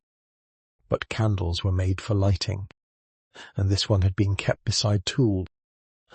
Money, a key, and a letter addressed to whoever came when the house was ready. It had waited long enough. She set it in the cracked saucer on the hearth and touched a match to the wick. For a moment nothing happened. Then a small flame appeared, blue at its root, gold at the tip, and stood with a steadiness the ugly store candles had not possessed. Its light was not large, but it changed objects around it. Bone handles warmed in colour. The copper plate glowed. The medal's worn eagle came forward. The letter lay beside them, no longer simply paper, but a living instruction. Darla sat before that little flame and began taking account of kindness. Mrs. Fields, with her exact warnings and the socks too narrow for a sister. June at the cafe, saying hard biscuits were not fit to sell while wrapping them anyway. Ephraim Holcomb, writing a credit limit beneath Darla's name as though trust could be entered in a ledger and made real by ink. The old storekeeper near Camp Brad, giving away ugly candle stubs and telling her not to trust the bridge. Even the librarian in Prestonsburg, who had let her wet. Tired girl sit all afternoon with nursing pamphlets and did not once ask what she intended to do with information she could not yet afford. None of them had saved her entire life. That was not how rescue usually worked. They had each moved one small thing from impossible to possible. A biscuit, a sock, a map, a borrowed brush, a room allowed to be warm for one more hour. Their gifts had not announced them as miracles, and perhaps that was why they could be received. And here, before we go further, I want to ask you something plain. If there was ever a small kindness that carried you through a hard season, maybe one so modest that the person who gave it never knew what it meant, leave it in the comments if you are able. It might have been a ride in bad weather, a meal wrapped in paper, a neighbour fixing one broken thing, or someone saying the right sentence without making you explain your whole sorrow. These are built from such moments. They remind us that help does not always arrive with a trumpet.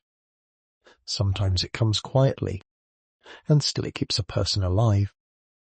Darla waited until the beeswax candle had burned nearly half before she moved. Then she wrapped the letter in clean cloth torn from the least damaged part of an old flour sack, laid the medal on top, and placed beside the tin box. The copper plate and skeleton key she left out on the mantel, because Oda had mentioned the walnut, and the walnut had shown there was more to know.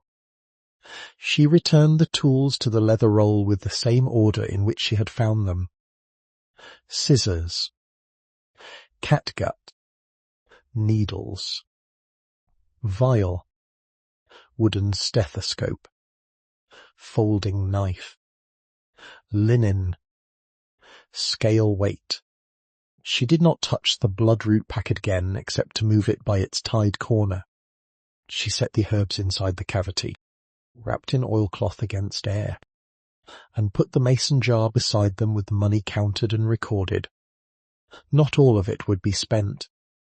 She knew that before she knew how. By evening, the room had changed without moving. The roof still leaked. The chimney still needed repair above the seam. The back wall still leaned. The floor still complained under careful steps. But the cabin no longer seemed like a body abandoned after illness. It seemed like a patient waking to the sound of someone washing her hands. Darla ate beans warmed by the fire and drank boiled water from the tomato can.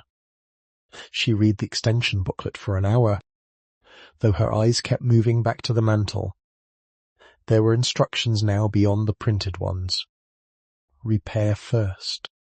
Food second. Learning third. Each coin as if earned by somebody's back. When darkness settled, she did not leave the objects hidden under the hearth. Not that night. She spread her coat near the fire, placed the leather roll beside her on one side and the tin box on the other, close enough that her hand could reach both in the dark.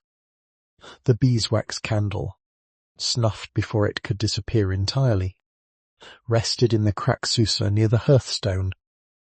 Its faint honey scent lingered under the strong smells of smoke, ash, and damp chestnut. Outside, the creek moved steadily below the walnuts. Above the mantel, A nail without a picture cast a thin shadow against the logs. Darla lay awake longer than her body wanted, listening to cabin small sounds, the safe drawer of the chimney, the settling of old boards, the occasional drip beside the well where the roof still failed. She listened until those sounds arranged them not into loneliness, but into work waiting its turn. At last, sleep came. The heirloom slept beside her. The first snow came on December 6, before daylight, 4 inches by noon and 6 by dawn. Darla woke to a new silence pressing against the cabin, the kind that does not mean absence, but covering. The flour sack over the front window glowed white at its edges. The creek sounded farther away, muffled beneath the snow gathered along its banks. When she opened the door, cold entered at once, clean and deliberate, bringing with it the mineral smell of frozen ground and wood smoke from a chimney somewhere beyond the trees. Snow had laid itself over every failure of the place. The sagging porch looked softened. The brass wore white sleeve. Even the condemned sign, still leaning against the well where she had set it, carried a narrow cap along its top edge. But beauty did not make the roof less dangerous. By mid-morning, Meltwater gang finding the old seam near the chimney, dripping steadily in the bottle until the sound became the cabin's clock. She read the roof chapter 3 times. The cooperative extension booklet was not written for poetry. Its senses walk straight to the nail. Locate source of leak. Examine flashing. Replace failed shingles. Lap felt under upper course. Avoid walking on unsound roof framing. Darla read each instruction aloud the 3rd time because spoken words sometimes entered the hands better than silent ones. She drew the roof on a scrap of grocery paper, marking the chimney, the split tin, the lifted shake beneath, and the dip where one rafter had weakened. The cabin measured 24 feet by 16, with a roof pitch steep enough to shed rain when it had been young and strong enough to deserve respect now that it had aged. She could not replace it all. Not in December. Not alone. Not with borrowed credit and winter already sitting on the ridge. What she could do was close the worst wound before snow melt travelled down into the wall and ruined the chimney base. Her calculation was careful. 3 sheets of salvaged corrugated tin for the bad seam. 1 roll of 15-pound felt tin to strip. 2 pounds of roofing nails with neoprene. Wash if Frame had them and plain if he did not. 1 narrow piece of flashing bent by hand. And 6 feet of soundboard to sister beneath the weakened rafter from inside. At Holcomb Hardware. Ephraim listened without interrupting. He took her drawing, held it under the counter lamp, and made one correction with his pencil. "Your lap is backward," he said. Darla leaned closer. "Water runs downhill even when pride does not," he added. "Yes." "Sir?" He pulled what she needed from odd corners of the store. The tin sheets came from behind the feed bins, their factory shine long dulled, but their ribs still straight. The felt was not a full roll, only end remnant tied with twine and dusty along the outer wrap. The nails came in a paper sack weighed on the counter scale. The flashing was a strip of galvanized metal Ephraim bent in his vise while she watched his hands judge the angle by eye. Then he went in the back room and returned with a roofing hatchet. Its handle was dark from use and polished where a palm had held it for years. One end carried the blade, the other a square hammer pull. Along the side, small gauge notches had been filed in the steel. "Belonged to my brother," Ephraim said. "He roofed half the valley before his knees quit, and the Lord took the rest of him." Darla did not reach for it. "I can't buy that." "I did not say buy. I can't borrow something like that." "You can if I say you can." She looked at the hatchet, then at him. What was his name? Martin. Ephraim set the tool on the counter between them. Bring Martin back with the edge covered and no rust. Yes. Sir, a voice behind Darla said, she will need someone to hold the ladder. The man who had spoken stood near the stove with a paper sack of feed corn at his feet. He was tall but folded by age, as though his height had become more than he cared to carry. His face was narrow, shaved clean, and cut deeply at the cheeks. A brown hat sat low over his forehead. His cad roofing tar dried into one sleeve. Ephraim looked at him. Orville, you are not climbing anything. I did not say climb. I said hold. This is Orville Pike, Ephraim told Darla. Roofed 30 years. Complains 40. Orville studied Darla as if she were another piece of material to be judged for grain, warp, and likely failure. You got sense enough to come down when your hands quit feeling. Yes. Sir, most have to fall once to learn. I would rather not. He nodded once, approving not the answer but its plainness. I will come tomorrow after dinner. I do not take pay. I have none to offer. That saves us both embarrassment. He arrived the next day with a ladder tied to the side of a mule-drawn sled. Though the road had not fully frozen and the runners dragged mud through snow in long brown lines, Darla had already cleared the porch and laid the tin sheets on 2 chairs. Orville brought no greeting beyond a lift of his chin. He walked the yard, looked at the roof from 4 angles, spat into the snow, and said, "It is worse on the north edge." The repair took 11 days.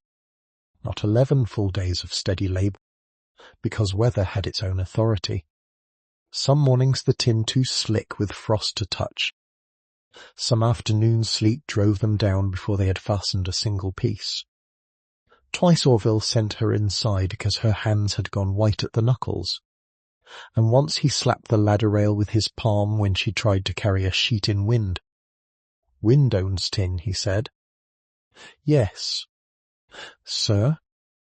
You ask it first. So she learned. Inside, they sistered the weak rafter by lamplight. Orville made her measure twice. Then measure again because the second measurement had been taken in anger after the first proved short. They cut the support board to fit from sound-bearing point to sound-bearing point, then fastened it with staggered nails, not in a straight line that could split the grain.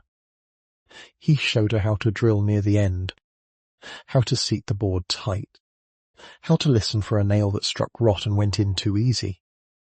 That nail's Darla looked. Pull it. She pulled. Again and again his teaching came in small, dry pieces. Chalk line first. Keep your weight low. 3 strokes. No more. Do not chase crook. Tar goes under, not over. He taught the 3, stroke nail as if it were a moral discipline. First stroke to set, second to drive, third to finish. A 4th meant the wrist had wandered or the eye had lied. Darla ruined enough nails to learn humility and straightened enough of them on the porch rail to learn thrift. When they patched the seam beside the chimney, Orville made her slide felt beneath the upper course and over the lower, explaining without flourish that water had patience greater than any person's. It would find whatever opening pride left behind. The flashing had to tuck against stone, bend outward, and send the water away before it could begin its secret work in the wool.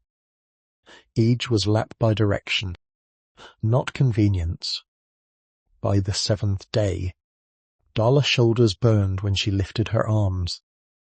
Tar had found its way into the cuff of her coat. Her palms had owned in 2 places despite the gloves, and the canvas thumb Ephraim had repaired tore again along the seam. She stitched it at night with thread from her own hem, crooked but serviceable. while Snow tapped on the new tin and old tin together. Orville did not praise. On the 10th day, he stood in the yard while Darla came down the ladder with Martin's hatchet looped at her belt, and he pointed to the patch. "Ugly," he said. Darla looked up at the roof. "Yes, sir. Ugly holds if laid on December 15. The sun came out with a hard brightness that made every branch shine, meltwater sliding from the roof in narrow streams." Darla stood inside beside the chimney, bottle ready, eyes on the wall where the old drip had marked its dark path. Nothing fell. She waited an hour. The wool stayed dry. Orville sat on the porch step, rubbing his left knee through his trousers. Darla came out and handed him boiled coffee made from grounds used twice already. He took the cup without comment, drank, and grimaced. "Coffee died yesterday." "Yes, sir." He finished it anyway. That evening, she cleaned Martin's roofing hatchet with lamp oil, dried it near the hearth, wrapped the blade in cloth, and laid it beside the door for return. The roof did not look new. It looked patched by need, skill, and weather's permission. But when night came and snowmelt continued its cold work under the moon, the cabin no longer answered with dripping. For the first time since she had arrived, Darla slept through rain. January exposed the chimney. December snow had made everything look forgiven, but January stripped forgiveness down to fact.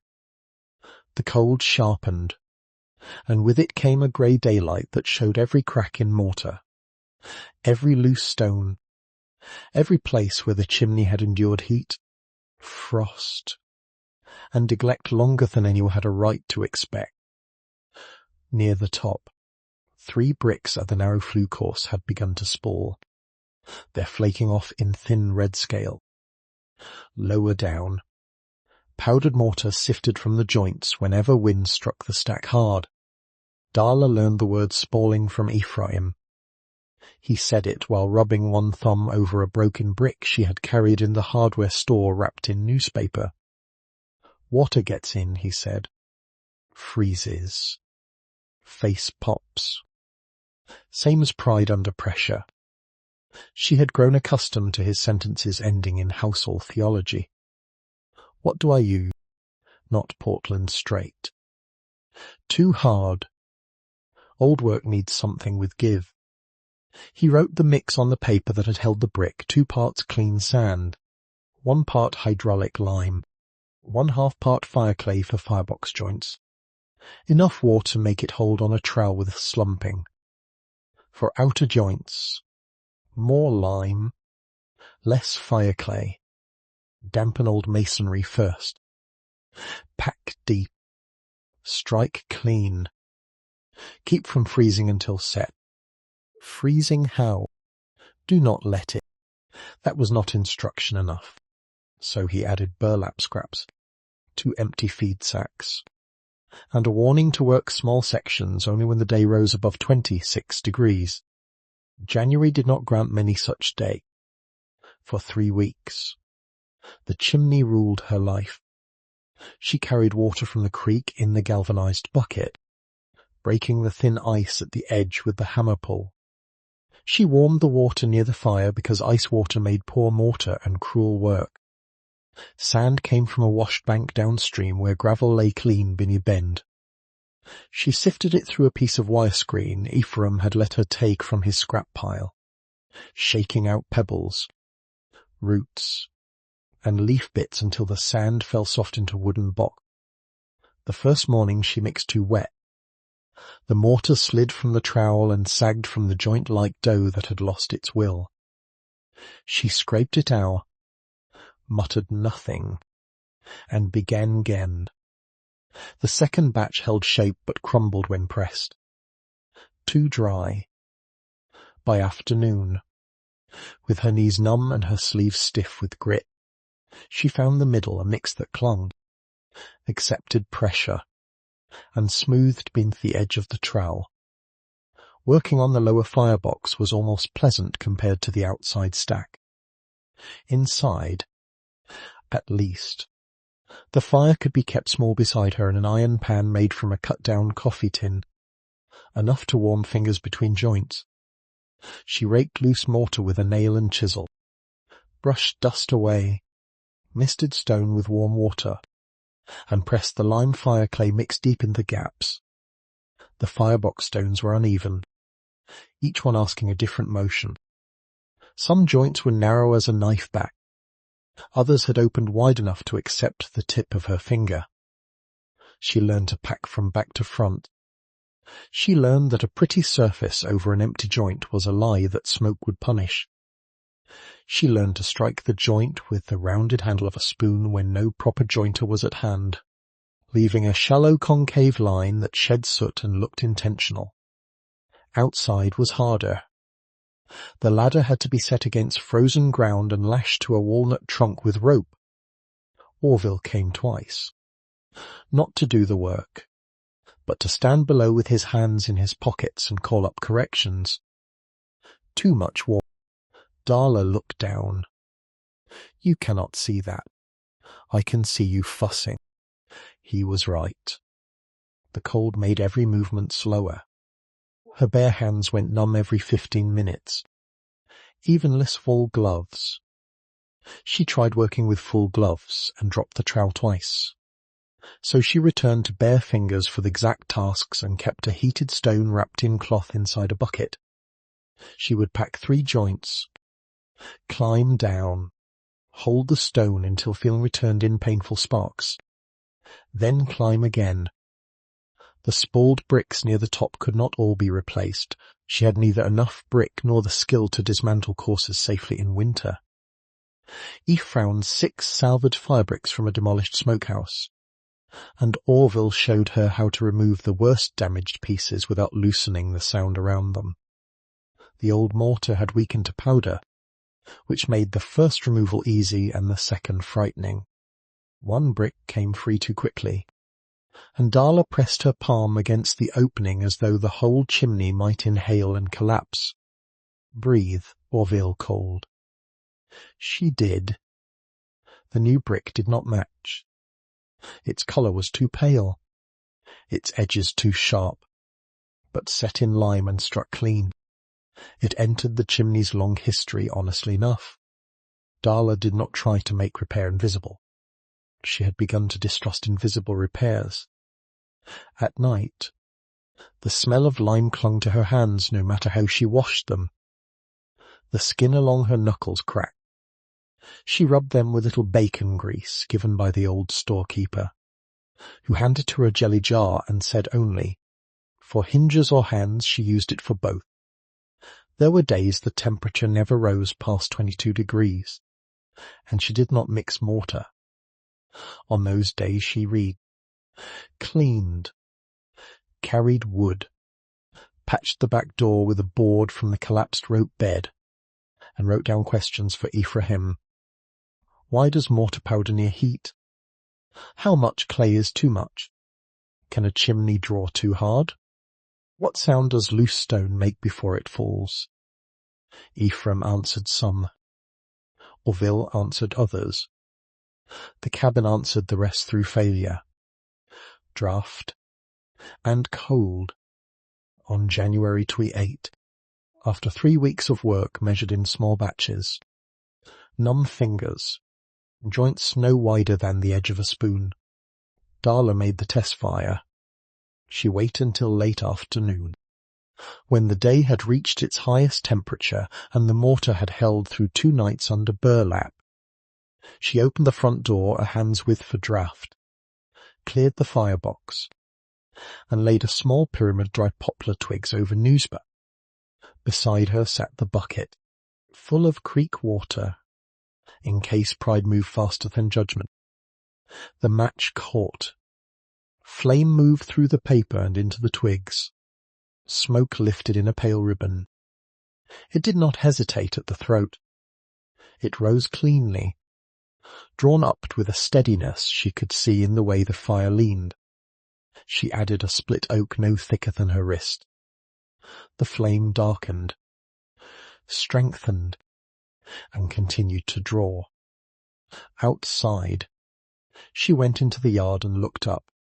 Smoke came from the chimney in a clean column, blue-grey at the base, thinning as it rose into the winter air. It did not leak from the seam. It did not curl from cracks along the outer stack. It went upward, carrying with it the smell of oak, ash, lime, and a house returning one function to the world. Darla stood in the snow until her feet began to ache. Inside, the fire warmed the stone. The repair lines dried from dark grey to pale. She sat on the floor with her back against the well and held her hands toward the heat, palms open, fingers sore and reddened. The chimney not finished in the grand sense. Old work never was, but it was safe enough to cook by, warm by, and trust through the night. That trust was worth more than comfort. The floor began as a map of caution. Every room had its language by then. The front room spoke in 2 creaks and 1 low dip.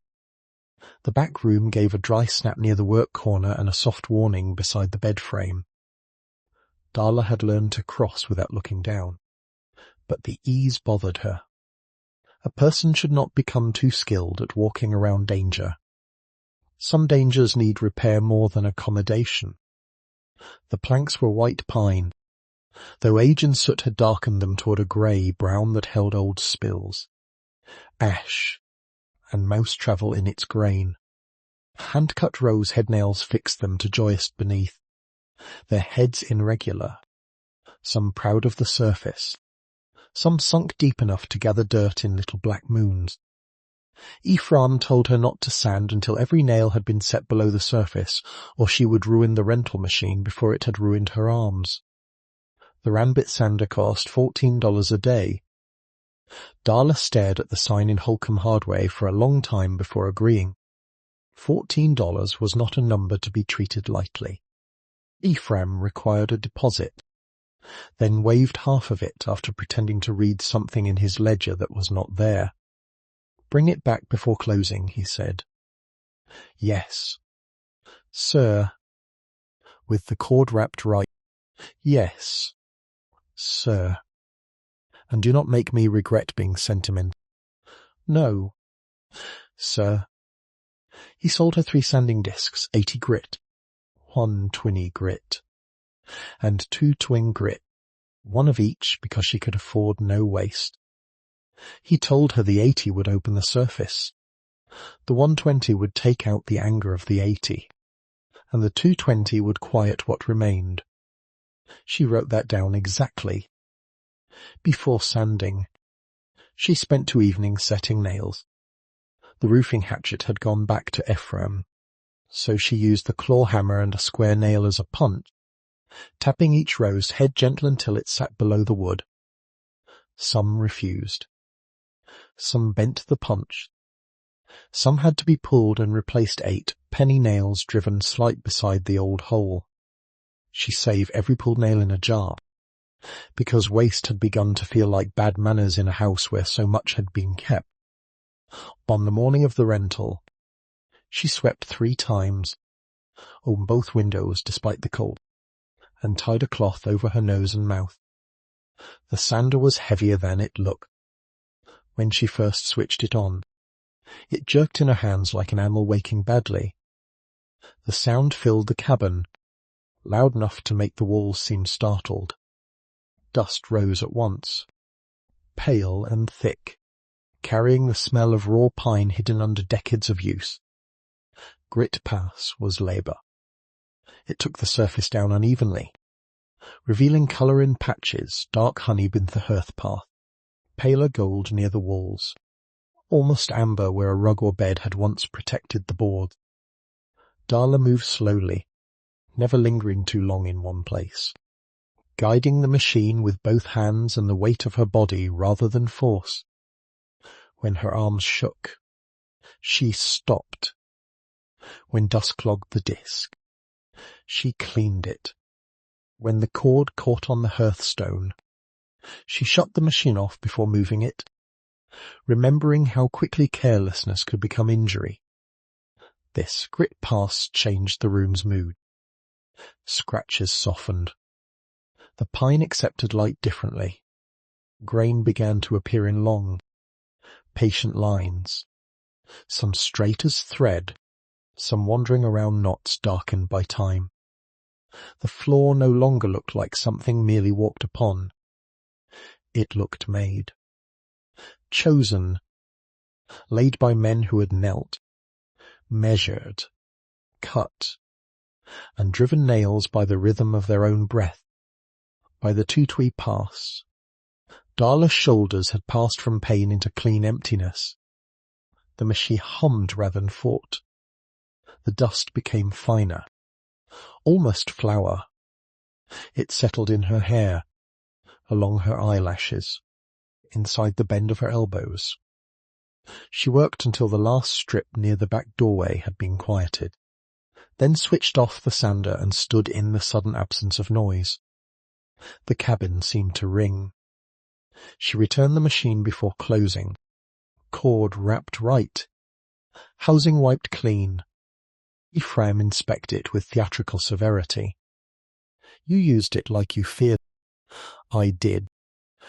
Good. For finish. There was no money for luxury. Ephraim measured tung oil and boiled linseed oil in 2 separate glass jars and explained the virtues and dangers of each.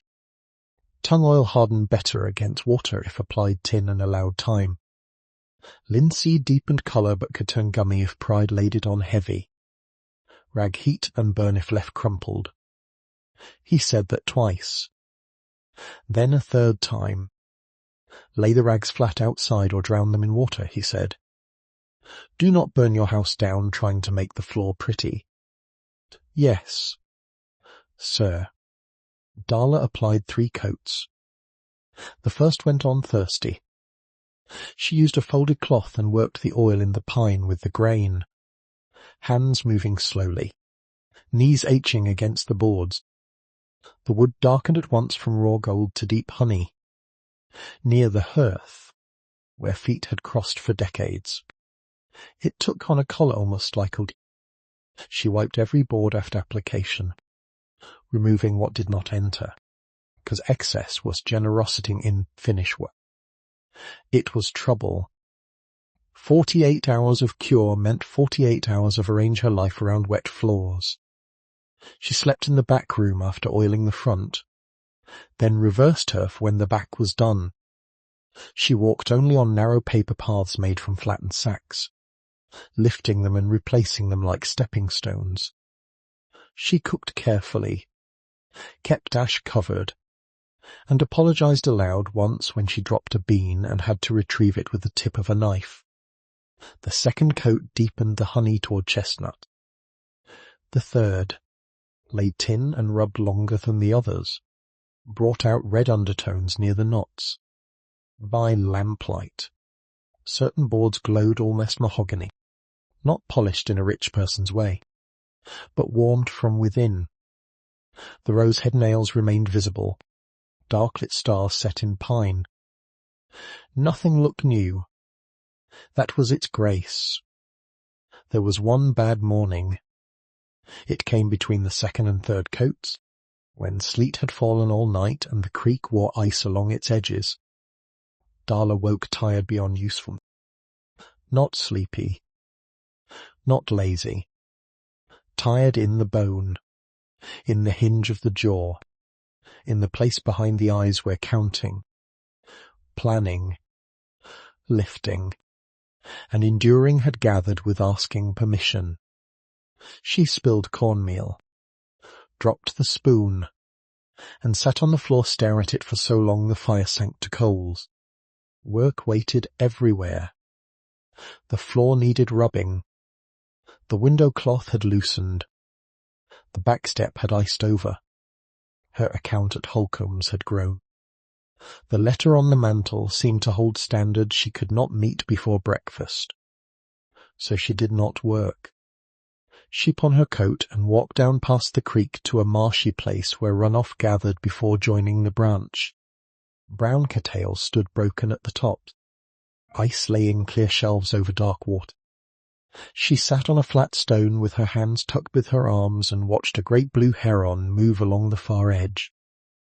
The bird looked too large for the morning, deliberate and severe, each step placed as if the marsh had been built for that single foot. It stood still for a minute at a time, then struck the water with sudden exactness and lifted a small silver fish from beneath the ice shadow. Darla watched until her breathing slowed. The heron did not hurry because the cold hurried nothing worth keeping. She stayed there until noon and let the work wait. When she returned, the cabin had not collapsed. The floor had not taken offense. The fire accepted new wood. Her hands steadied as they warmed. That afternoon, she rubbed the third coat in the pine, slower than before, and the floor received it. February entered through the windows because the windows had been inviting it for years. There were 8 in all, if one counted the little square opening in the back room near the work corner. 3 had no glass. 4 were cracked in different ways, each crack with its own geography. One window, facing east beside the dry sink, remained original. Its wavy glass held in old muntins so thin they seemed less built than persuaded to remain. Ephraim said it might have been late 9th century. But Orville, who distrusted exaggeration, said, older than both us and less foolish. Darla did not replace that one. She cleaned it with vinegar water and newspaper until morning light moved through it in ripples. The glass bent the creek outside into trembling ribbon. It made the walnut branches appear to sway even when no wind touched them. A person might call such glass imperfect, but Darla had learned that certain distortions were forms of memory. She left the original pane in place and repaired only the putty around it. The missing panes were harder. Holcomb Hardware had glass, but not cheaply. Ephraim measured the sashes hints after Darla brought them down one at a time, each frame marked with pencil so she would know where it belonged.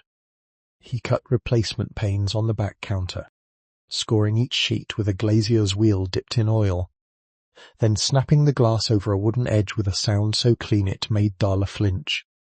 Glass likes decision, he said. Not doubt. The putty came a small can Dappy 3 glazing compound, grey-white and dense, smelling faintly of oil and chalk.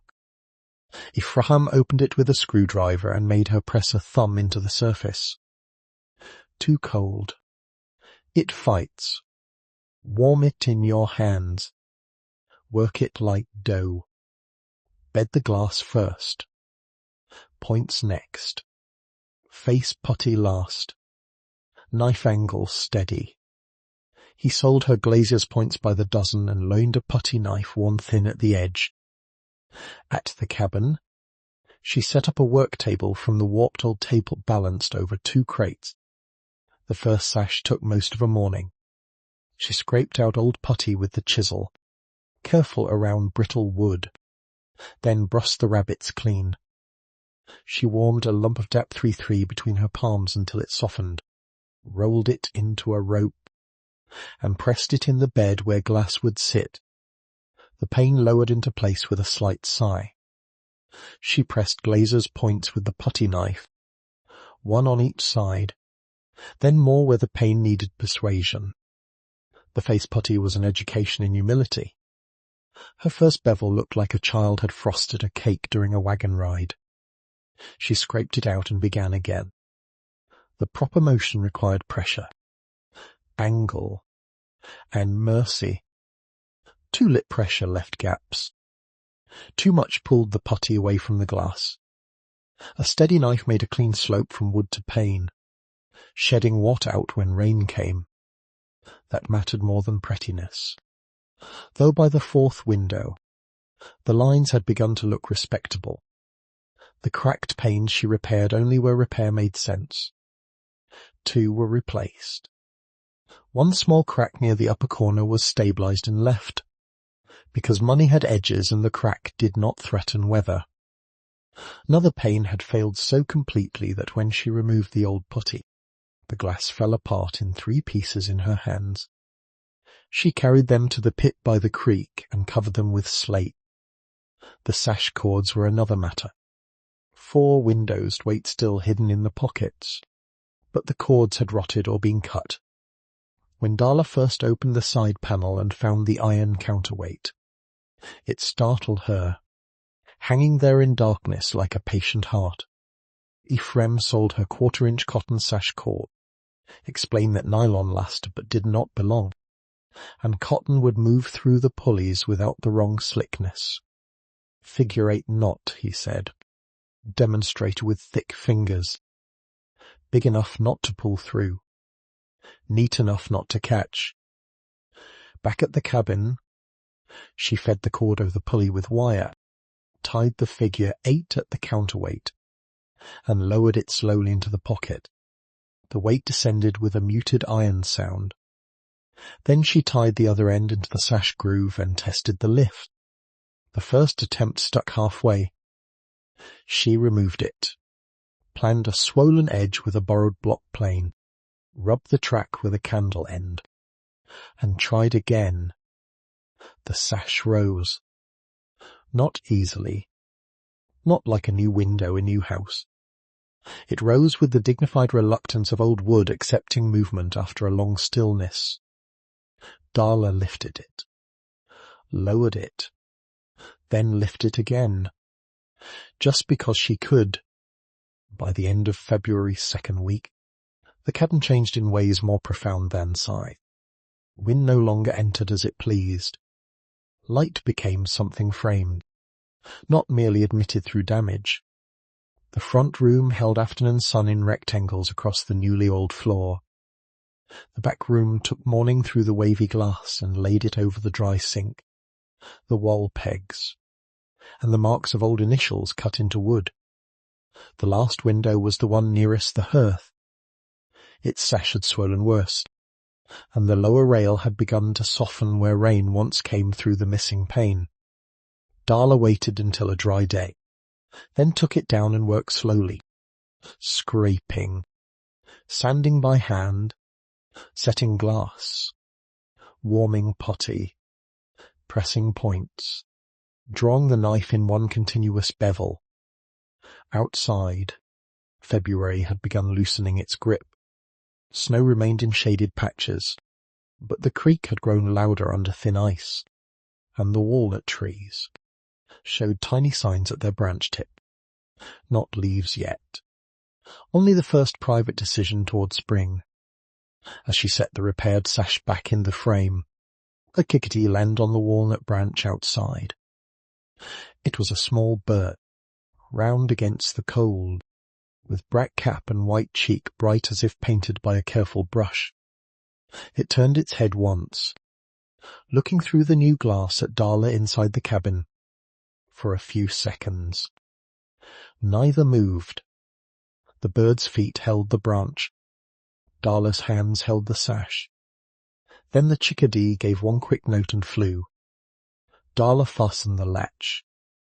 The room stayed warmer that night. Not warm, exactly, but no longer surrendered. The firelight met glass and returned in small reflections. The floor held its dark honey glow. The chimney drew clean. The patched roof kept its promise. On the mantel, the skeleton key lay beside the copper plate and the folded letter, waiting without impatience. Some hearths are not abandoned. Only waiting for right hands to find them, late February revealed the walls. When the windows stopped letting wind pass freely and the chimney began drawing clean, the cabin's interior no longer felt like a shelter made only of logs and endurance. It began to show its layers, between the chestnut timbers, and across the frame sections near the back room were patches of horse plaster laid over hand-split oak lath. original in places, failed in others. Hold on with the stubbornness of work done properly by people who expected no applause. 3 bad patches had opened near the chimney. One had cracked in a map shape above the mantel, following old smoke damage and moisture where the roof leak had once travelled. One had fallen entirely beside the firebox, exposing lath grey with age but still firm beneath Darla's fingers. The third bulged near the back corner, sounding hollow when tapped with the handle of the potty knife. Ephraim gave the well a look and said, "Do not trust a bulge." He still had, somewhere in his storeroom, a paper sack of horsehair from the 1950s, kept 'cause hardware men of a certain. Kinda not throw away material that might one day be useful to a woman repairing a cabin no one sensible had wanted. He brought it out with ceremony disguised as irritation. The hair was clean, coarse, and faintly dusty, tied in a bundle with twine. "Scratch coat wants tooth," he said. "Brown coat wants body. Finish coat wants patience." He wrote the mix in his ledger margin so Darla could cop it, lime mortar with clean sand. Horsehair teased loose through the scratch coat. Water added slowly. Never drowned. The damaged plaster had to be cut back to sound edges. Lath brushed clean, dampened lightly, and given 3 coats. Scratch coat first. Pressed through the lath and scored before it set. Brown coat next. 3/8 of an inch. Left 72 hours to firm. Finish coat last. 1/8 inch. Smooth but not vain. Back at the cabin. Darla cut away the hollow plaster with a chisel and hammer. Each strike careful enough not to break the lath. Chunks fell onto flour sack below, showing layers like sediment, white finish, brown body, darker scratch, hair shining faintly where the broken edge caught light. She saved a sound piece in the back room, not for use, only to remember the wall's original thickness. The scratch coat was rough work. She pressed the lime and hair mixture in the gaps between lath until it mushroomed behind the strips, locking itself in place. Then she scored the surface with horizontal lines using the broken teeth of an old comb found beneath the dry sink. It looked crude when finished, like something wounded but beginning to knit. She covered it from draught and let it set. For 3 days, the brown coat waited its turn. When she applied it, she worked slowly, building the well outward in patient passes, keeping the surface shy of the old plaster so the finish would have room. The cabin smelled of lime, damp sand, firewood, the faint animal scent of wet horsehair. Her hands dried and cracked again. She rubbed them with bacon grease from the jelly jar and kept going.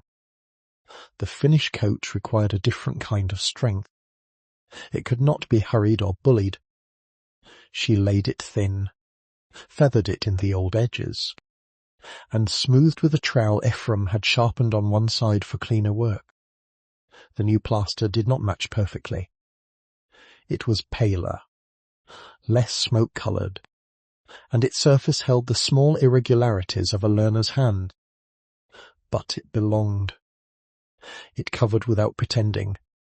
It joined the wool honestly. When the last patch had firmed, Darla stood before it in the evening light. These patches will hold another 100 years. She did not say the line aloud. It moved through her as an inward measure, neither boast nor prayer, only the quiet recognition that some work comes future without asking permission. Doris from the Pine Mountain Cafe began leaving paper bags on the porch in March. The first one appeared before sunrise, folded twice at the top and weighted with a clean stone so the wind would not take it. Darla found it when she opened the door to shake ash from the hearth shovel. Inside were 2 biscuits, a jar of soup beans, 3 bruised apples, and a heel of cornbread wrapped in wax paper. No note. No price. No explanation. Darla carried the bag into town that afternoon and placed it on the cafe counter. Doris was wiping a coffee ring from the formica. She was a broad-shouldered woman with auburn hair pinned hard at the back and a pencil tucked in the knot, though she never seemed to use it. Her apron was always clean at the start of Dame Flower, marked by noon. She looked at the bag, then at Darla. "I can't take food without pay. You did not take it. It was left. That is the same thing. Not in my... I have very little money. I did not ask about your money." Darla stood there while men at the far table pretended not to listen. Doris leaned both hands on the counter. "When the shop reopens," she said, "you can pay me in candles." Darla almost corrected her. There was no shop. There was only a cabin. A letter she had no right to use yet, and repairs that seemed to grow new heads each time one was finished. But Doris had already turned away to pour coffee. After that, the paper bags came twice a week. Sometimes they held soup, sometimes day-old rolls. Once, a slice of vinegar pie wrapped so carefully it seemed meant for company. Darla began returning the jars washed, dried, and filled when she could with kindling bundles. Brack walnuts cracked and picked clean, or mended dish towels the cabin's rag pile. Doris accepted these as if a ledger existed between them, balanced in a currency neither bank nor county could audit. Caleb arrived with an axe too large for his frame and a Schwinn bicycle laid in the weeds. He was 15, maybe 16, all wrist and elbow, with hair falling over one eye and boots that had belonged to an older brother or a larger future. He rode up the Traces bicycle with bent fenders, leaned it against the walnut, and stood in the yard holding a splitting maul across both hands. "My mother said," he began. Then he stopped. Darla waited. "About your grandfather." She did not ask which story had reached his house. In valleys, kinship often travelled crooked, and gratitude sometimes attached itself to names through work done decades before. A Combs man might have pulled another man from a slate fall. A Combs woman might have sat with a fevered child. Bessie Ruth might have crossed a creek when Caleb's mother was young. Debt in such places did not always die with the original parties. "What did your mother say?" She said split wood. "That maul is heavy." "I know. You want pay." "No. I can give beans." We got beans. He set a round of oak upright near the chopping block with further argument. The fir swing glanced off and buried them all in snow-soft ground. His ears reddened. Darla looked away toward the creek. Grant him the mercy of not being watched too closely. The second swing struck better. By the fifth, the wood split. Caleb came on Saturdays after chore, sometimes for an hour, sometimes until dusk. He stacked wood badly at first, bark side any direction, ends crook and leaning. Darla made him unstack it and begin again. "Rain runs off bark," she said. He looked at the pile. "Seems particular." "It is." He grinned once, quick and embarrassed, then worked more carefully. Reverend Boy did not enter the yard.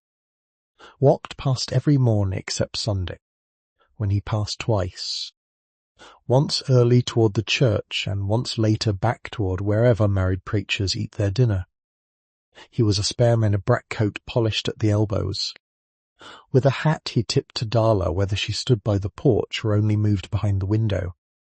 His church sat down toward the paved road, a white building with a bell that rang a little flat. At first, Darla thought he was watching for county trouble. Then she noticed he never slowed enough to inspect.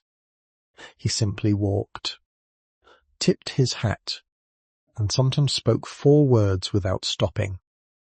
"Lord, keep this house." That was all. No sermon. No questions about her soul. No advice offered, because a young woman alone must surely need correction.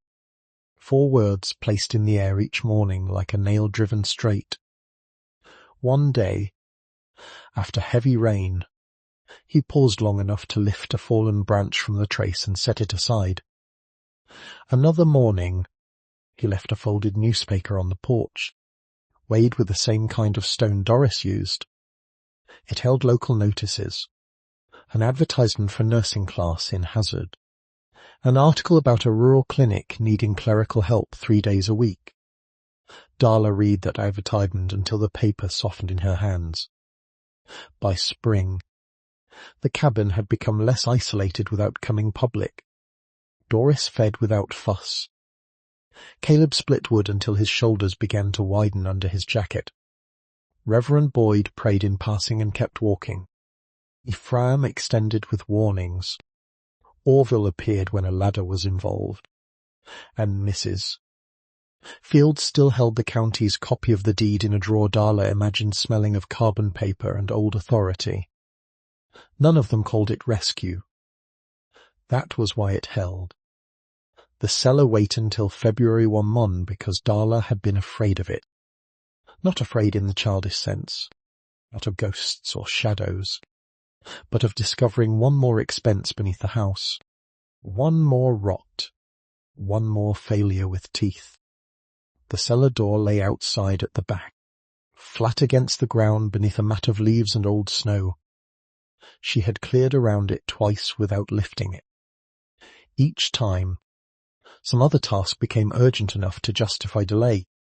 On February 1, the morn rose bright and hard, with the air at 29 degrees and the creek tocking under broken ice. Darla took the lantern, the hammer, a length of rope, and a broom made from new switchgrass. She worked the cellar door open with a shovel blade. The hinges complained, then gave. Cold air breathed upward, carrying smells of fieldstone, clay, stored darkness, and time untroubled by weather. 7 granite steps led down. They were narrow, worn slightly at the centre, and damp along the edges. Darla tested each one with the broom handle before trusting her foot. The cellar measured roughly 12 by 15 feet, larger than she expected, its fieldstone floor laid in uneven but deliberate courses. Walls of dry-laid stone rose waist, high before the foundation timbers began, and in one corner sat the remains of shelves that had once held jars. A few broken glass rims still caught the lantern light. At the centre of the floor lay a single dressed granite slab. It did not match the rougher fieldstone around it. Its surface had been cut smooth, and near one corner was a craft mark, a small hand, palm open, with 3 root leaves rising from the wrist like a plant. The mark was shallow but exact. Darla knelt beside it and brushed dirt from the lines. The slab had iron lift rings sunk flush into 2 corners. She did not touch them. Some things announced their own timing. The hearth had asked to be opened through sound. Wait. And the small cedar disc hidden under soot. The cellar stone did not ask. It simply lay there, dressed and sealed, holding its own counsel. Darla stood after a while and made her step away. "Not today," she said. Her voice sounded strange below the floor. On the stairs going up, the lantern light caught a line that did not belong under the 3rd step. Not rot, not shadow, a straight edge. Darla crouched and found a small oak block wedged behind the riser, fitted so neatly that dust had nearly disguised it. She eased it free with the putty knife, working slowly until the box slid into her hands. It was no larger than a Bible, with a brass latch greened at the edges. Inside lay a brass key, smaller and finer than the skeleton key from the hearth. Its bow had been shaped in the same open hand and 3 root leaves carved on the granite slab. Beneath it was a tintype photograph wrapped in tissue. Darla carried both upstairs before opening the photograph fully. The cabin light seemed necessary. At the hearth. She unfolded the tissue and held the tintype near the window. A young woman looked back from the summer of 993, standing in front of this very cabin when the chestnut logs were newly dark and the porch still straight. She wore a plain dress and held a small digging tool in one hand, its blade narrow, its handle worn. Her face was not Darla's face exactly. No photograph repeats blood so neatly. But the cheekbones, the set of the mouth, the watchful eyes, the slight forward tilt of the head as if listening before. Answering, these were familiar enough that Darla lowered the picture and looked toward the cold hearth to steady her. On the back, in careful ink, was written, Alma Ellen Ramey, daughter of Elspeth's line, age 25, summer of 993. The name connected to Oda's letter through the old maternal line. Daughter, aunt, cousin. The exact branch would require records Darla did not yet possess. But the resemblance did not need a courthouse to make itself known. The woman in the photograph stood before the cottage holding a tool of the trade, not as decoration, not as costume, but as one more extension of the hand. Darla placed the brass key on the mantel beside the skeleton key from the railroad spike. 2 keys now. 2 promises. 1 granite slab below. 1 walnut above. The house was not giving self all at once. It was teaching sequence, restraint, and the discipline of not prying open every mystery simply because the hand had found metal. The key sat on the mantel. Darla did not yet know what it opened. By March, the snow began retreating from the yard in ragged patches. It left behind flattened weeds, brack walnut hull softened by weather, and the first green insistence of grass along the south side of the cabin. Camp branch grew low with snowmelt. It ran brown for 3 days. Then clear and quick, shouldering pebbles downstream and catching sunlight in broken pieces. The air changed from iron cold to wet earth. Not warm yet. Only promising. Walnut catkins like green-brown tassels, and the chickadees became bold near the repaired windows. In the mornings, Darla opened the east sash and let the cabin breathe while she swept ash, turned bedding, and checked the plaster patches for cracks. None appeared. The roof patch held. The chimney drew. The floor glowed under footstep. The windows lifted and lowered with modest dignity. The cabin had become livable. Not finished. Finished was a word for people who had not met houses. But livable enough that Darla could wake without first calculating danger. She could make coffee when there was coffee, beans when there were beans, and tea from mint she had found near the creek bank. She could sit at the dry sink under clean morning glass and copy Oda's letter into notebook bought with wages from 3 days a week at the rural clinic office, where she filed cards, swept waiting room mud, and watched nurses move with competence that did not ask permission. She decided not to begin the craft that spring. The decision surprised people who had begun, quietly and without saying so, to expect the cabin to become what it had been. Doris asked once whether candles would come before summer. Ephraim asked whether she had ordered wicking. Mrs. Fields, seeing Darla at the tax office, said only, learning third, and stamped a receipt with a look that suggested she had understood more than Darla had said. Darla took 1 coin from the mason jar or mercury dime and spent it toward materials for practice only. Small cotton squares, beeswax. linen thread, glass jars. A cheap notebook. She would not use Oda's tools on living need before her hands had earned steadiness. She would practice stitches on cloth, labels on jars, drying methods on common plant, and record every failure with the same honesty as success. The money remained most sealed. The letter remained wrapped. The keys remained on the mantel. In April, the first warm rain came through without entering the roof. Darla stood inside and listened to water strike tin, slide down flashing, and fall where it belonged beyond the well. The sound was so ordinary it nearly undid her. Ordinary was what she had been building toward, plank by plank, joint by joint, nail by nail. The house was patient. So was she. 2 winters later, in December, Darla completed the first thing she was willing to let leave her hands. It was not medicine. Not yet.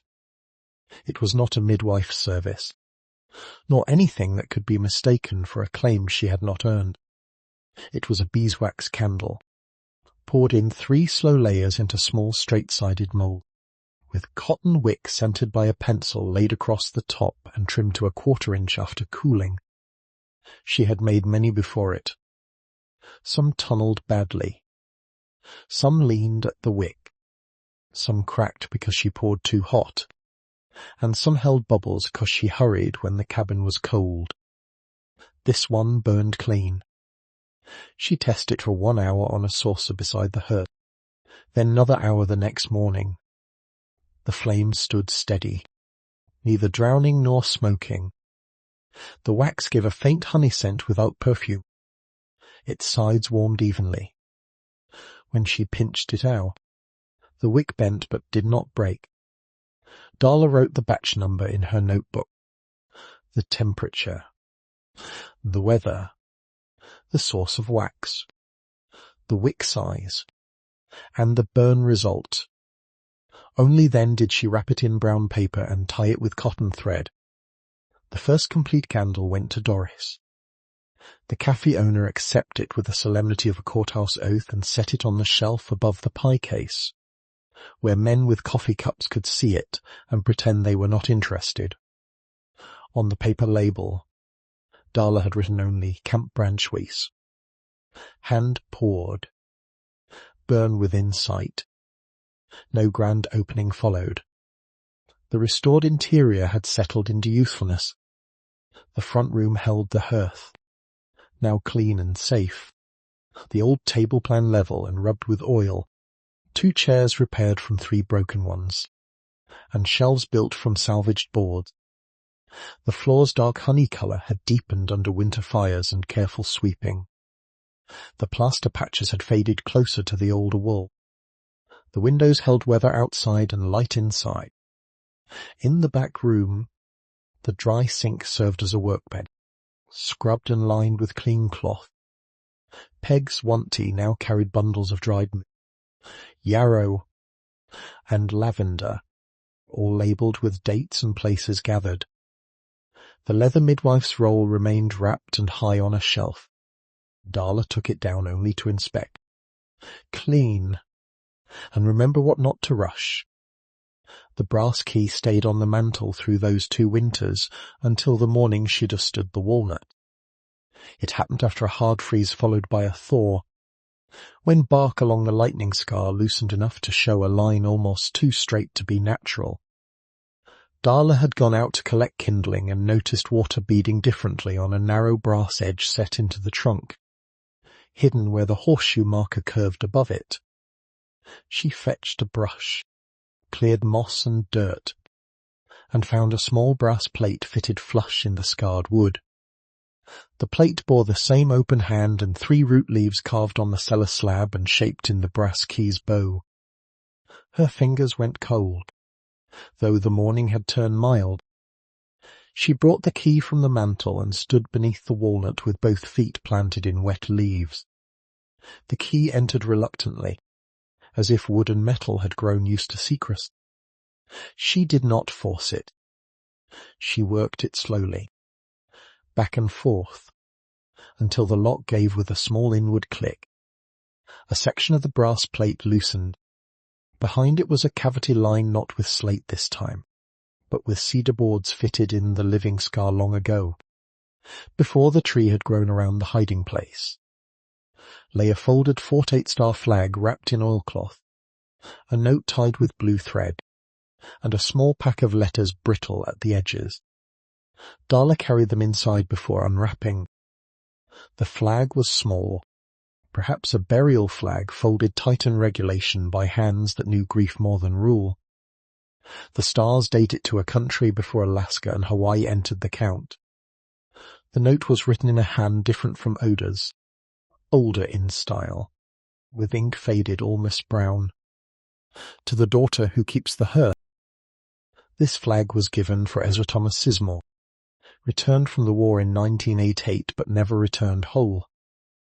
He asked that it not be displayed while men were still arguing over which deaths counted. He said a flag could cover a coffin, but it could not fill a chair. I place it here in 933 because the tree is strong and because Oda will not put it where pitying eyes can find it. Keep it dry. Keep his name. If the house passes to hands not born of us but worthy of us, let them decide when the remembering should come into daylight.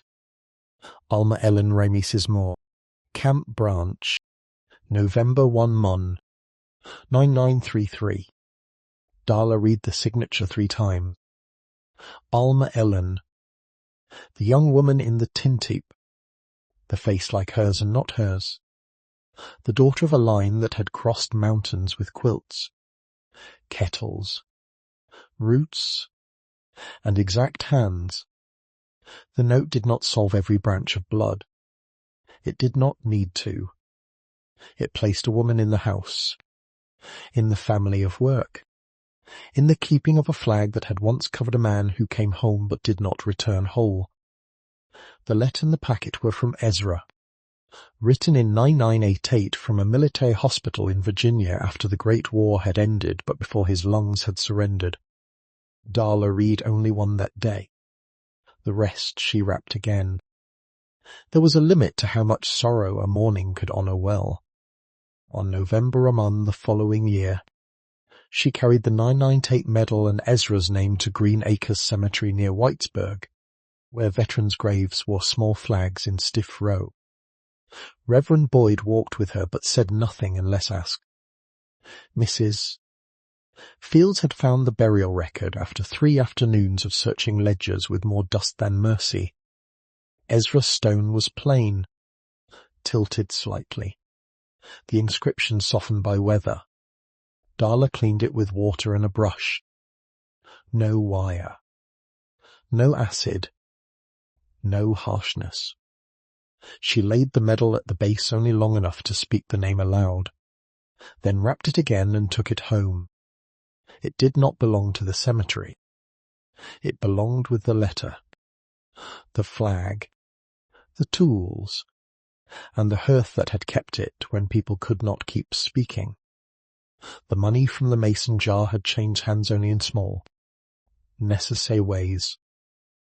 3 silver coins went toward roof and chimney debts after Darla had wages enough to replace the amount with ordinary bills, because she could not bear to spend old money without balancing the count in spirit, if not in numismatic sense. 1 mercury dime bought practice material. A worn quarter paid for a used anatomy primer from a nursing student who had moved away. The rest remained sealed in the jar beneath the hearth, wrapped with a note in Darla's hand listing every coin spent, why it had been spent, and what had been returned. She added 1 line beneath the accounting. For the next one, if need arrives again with cold hand. By the 2nd winter, the cafe corkboard carried an index card written in blue ink. Camp Branch handwork, beeswax candles, linen wraps, dried herbs by season. No medical claims. Orders by mail or café. Ask Doris. Doris had insisted on the last line. The mailing list began with 6 names and grew past 40 before Darla understood it was a business. Women ordered candles for winter storms, linen wraps for kitchen use, dried mint, lavender, and yarrow for drawers and baths. A teach from Jenkins asked for 12 candles for Christmas gifts. A widow in Pikeville mailed back one label with a note saying the scent reminded her of her grandmother's pantry. Darla answered every order in the same careful hand, recording dates, weights, costs, and failures. She did not become famous. No newspaper came. No county ceremony recognized the saved cabin. No man arrived to declare he had believed in her all along. Her father's house remained in another valley, and Darla did not walk back toward it. Some doors are not meant to be reopened just because the person beyond them has learned to stand. The shop reopened quietly, the way youth things often do. Cabe returned that spring taller, with his Schwinn traded for a truck that coughed blue smoke when started cold. He still blushed when praised, though his shoulders had filled out and his hands had learned work beyond boyhood. In the truck bed lay a wooden sign wrapped in an old quilt. "My mother said to show you till it was hung," he said. "Your mother gives many instructions." She does. Together they unwrapped it. The board was walnut, planed smooth and carved by hand. The letters were not perfect, but each had been made with care deep enough to outlast polish. It read, Oda Sizemore and Daughters, Camp Branch Handwork. Darla stood looking at the word that changed everything. Daughters. Plural. Not because Oda had left a daughter to inherit in the ordinary way. Not because blood had been proven in a courthouse ledger beyond dispute. Plural because work could mother more than one future. Because Bessie Ruth's hands had taught Darla. Because Oda's letter had waited. Because Alma Ellen had hidden a flag in a walnut and trusted some not yet born or named. Because Doris, Mrs. Fields, Ephraim, Orville, Caleb, and Reverend Boyd had each held one corner of the repair without claiming the house. Caleb scuffed one boot against the dirt. "If you hate it, I can plane it down." "No." He looked up. "No, no," Darla said. "We hang it." They fixed it above the porch on a mild afternoon with 2 iron brackets Ephraim had found in a barrel of salvaged hardware. Orville, who had sworn he was done with ladders, stood below and criticized the level until the sign sat exactly right. Doris arrived with coffee in a jar. Reverend Boyd tipped his hat from the trace and said his 4 words. "Lord, keep this house." Wind moved through the walnut branches. The sign held. That night, after everyone had gone and the creek had lowered into evening, Darla sat at the table with Oda's letter beside a clean sheet of paper. She had reached the part of inheritance that could not be shelved, sold, or sealed away. Every keeper eventually becomes the one who must write toward hands she may never see. She dipped the pen. The first words came from the old letter because some openings are not owned by the first person who writes them. They are doors. "My dear one, whoever you are." Darla paused after the line, listening to fire move inside the hearth. Then she began to write her own account. Not grandly, not as one had mastered anything. She wrote the purchase price, the repairs, the names of those who helped, the danger of hurrying, the account of the money, the warning not to use tools without learning, and the truth that a house may shelter a person while still asking everything of her. She wrote that the roof patch taught direction, the chimney taught draught, the floor taught rest, the windows taught patience, The plaster taught joining old damage without pretending it had never happened. The cellar taught restraint. The walnut taught that some remembrances must wait until the living are steady enough to hold them. Near midnight, she folded the unfinished letter and left it on the table. Would take more than one sitting. Honest letters usually do. Outside, Camp Branch moved in the dark, carrying snowmelt, leaves, and starlight past the cabin and down through the valley. Inside, the hearth gave off steady heat. The tools slept wrapped in leather. The flag slept in cedar. The money slept beneath stone. The keys lay on the mantel, their brass warmed by firelight. The granny midwife's cabin waits. It has always waited. And in the county clerk's office, in a drawer beneath tax receipts and road petitions, Mrs. Alma Fields kept $1 bill from the sale, exchanged from her own purse for 4 of Darla's quarters so the record would hold cleaner. She had written nothing about it in the ledger. She only folded the bill once, placed it under the carbon copy, and left it there. Years later, when asked why, she would say the county had plenty of paper proving what it owned. It needed one small piece proving what it let live. Some hearths are not abandoned, only waiting for the right hands to find them. The Heroic Veteran Dogs is a fictional channel created to entertain, educate, and inspire the audience by exploring the deep, loyal bond between veterans and their dogs. All channel content does not represent real individuals, actual events, or documented cases. Any resemblance to real people, animals, or events is entirely coincidental.